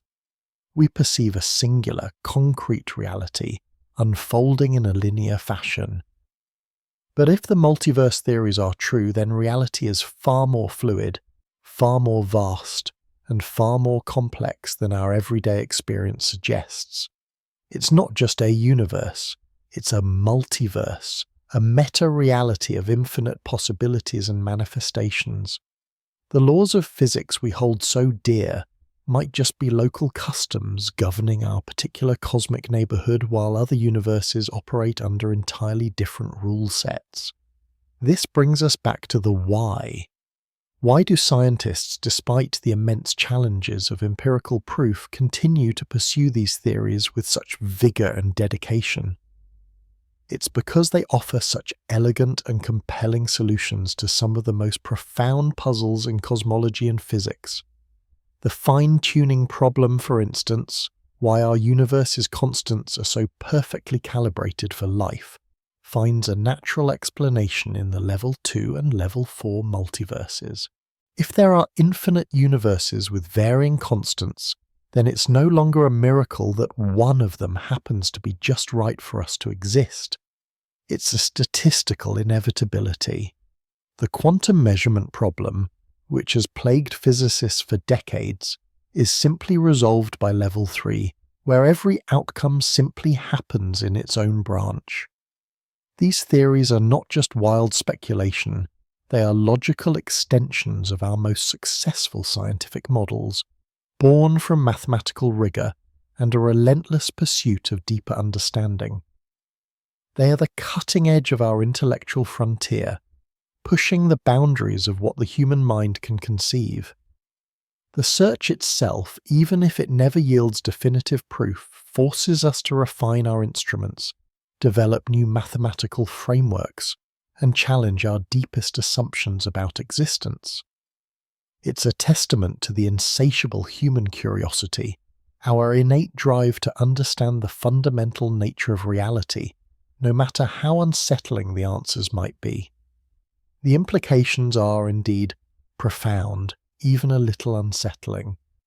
They demand a certain intellectual humility, an acceptance that our perception of reality might be just one tiny facet of a much grander, more intricate cosmic tapestry. It invites us to embrace the vastness, to marvel at the sheer creativity of the cosmos, and to question everything we thought we knew. Our universe, with all its wonders, might just be a single grain of sand on an infinite beach, or a single drop in an endless ocean. So, what's next for this incredible quest?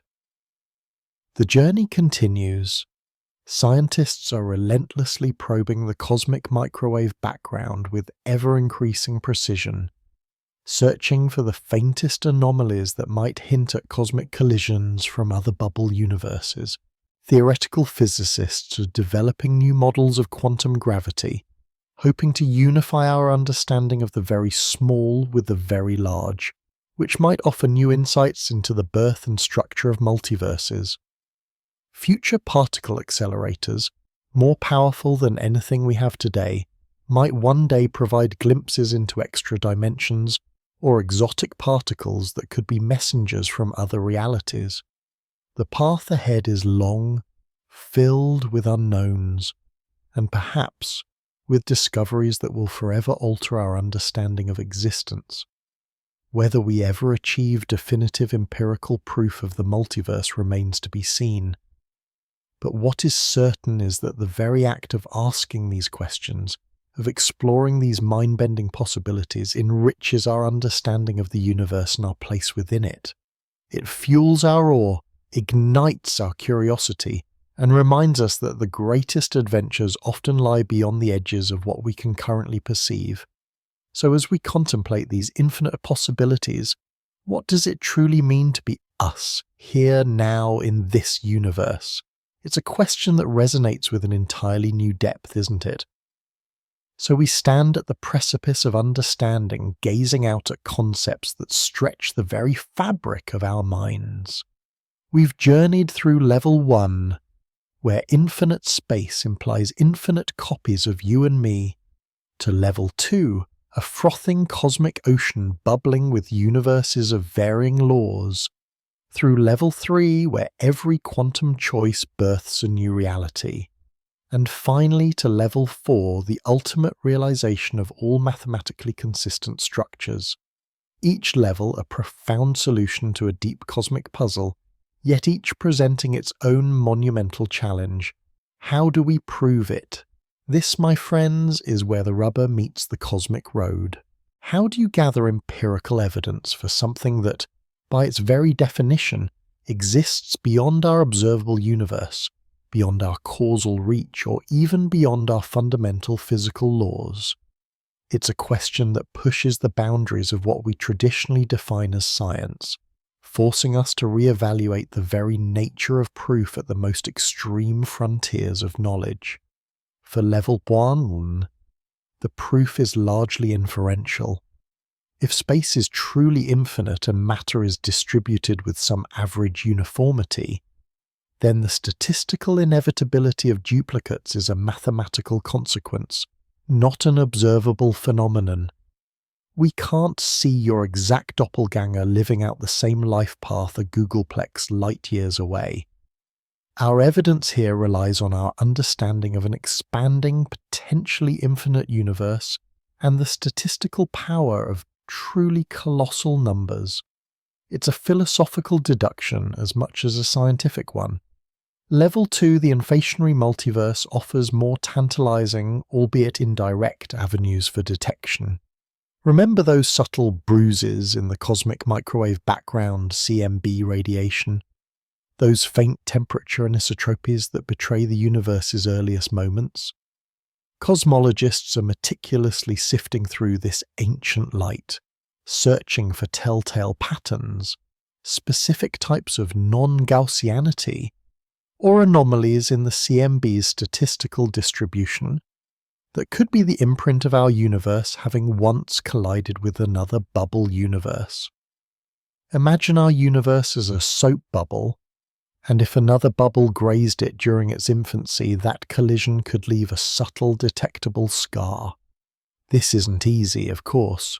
We're talking about incredibly faint signals hidden within an already faint background.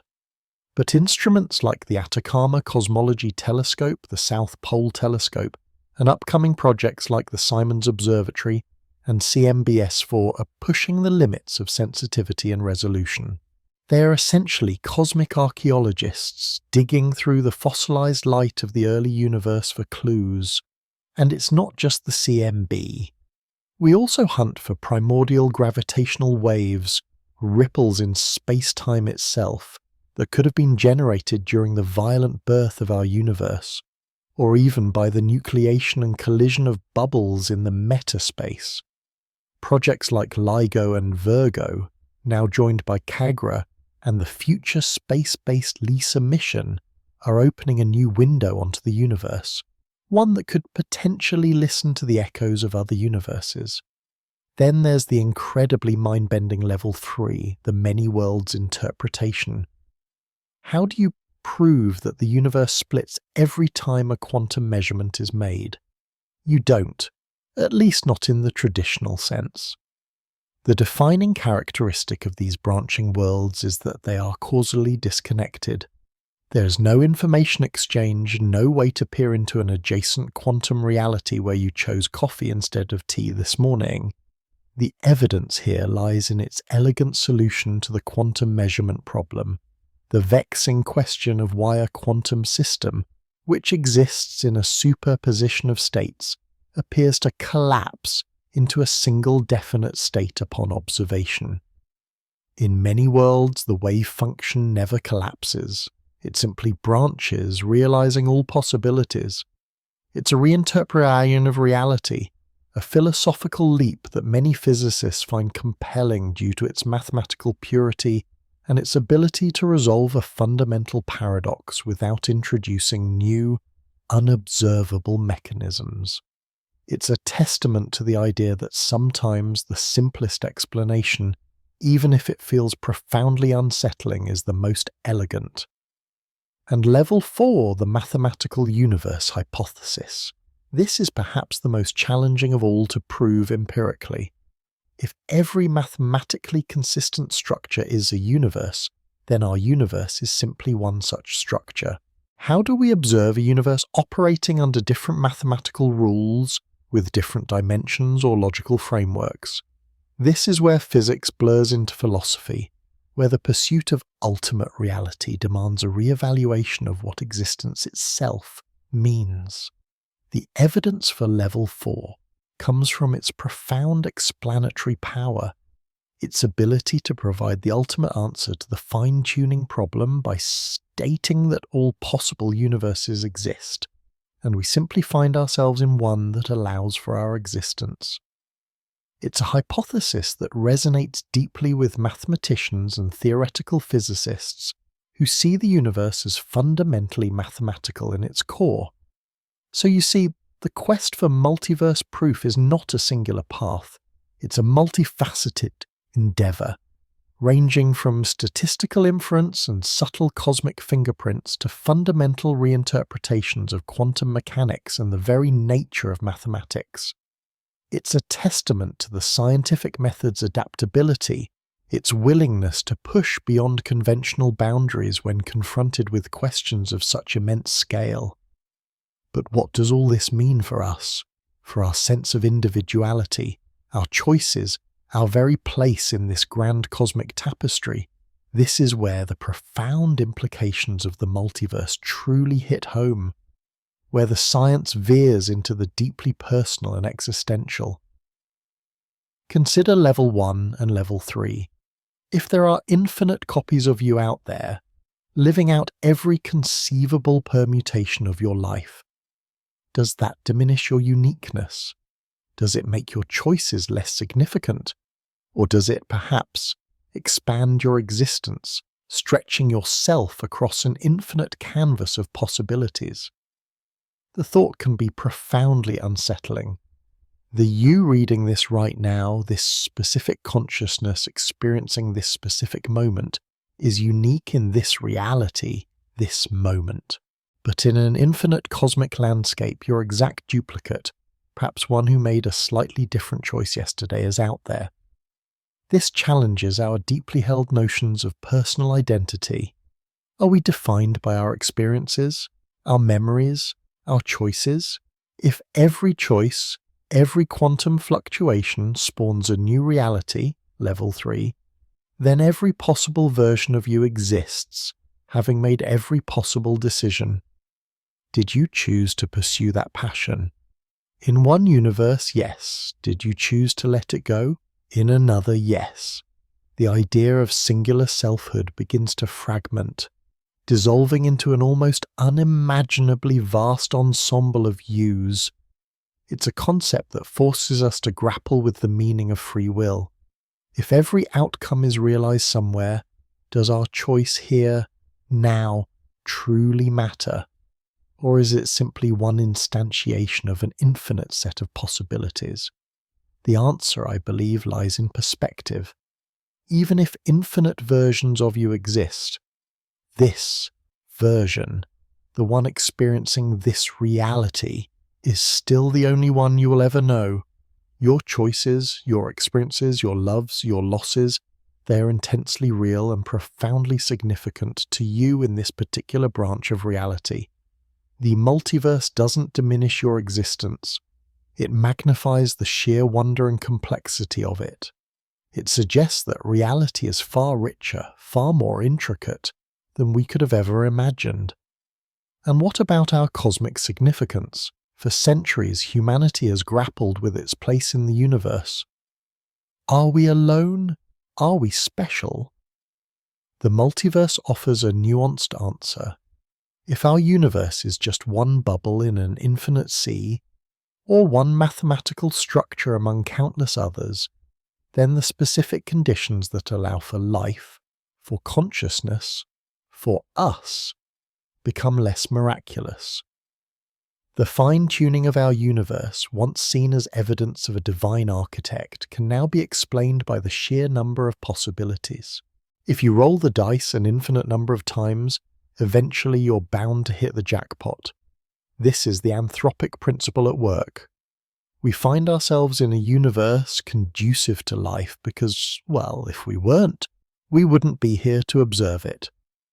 This perspective can be humbling, even a little disorienting. It suggests that our universe might not be uniquely special, but simply one among an unimaginable multitude. Yet, simultaneously, it imbues our existence with a new kind of wonder.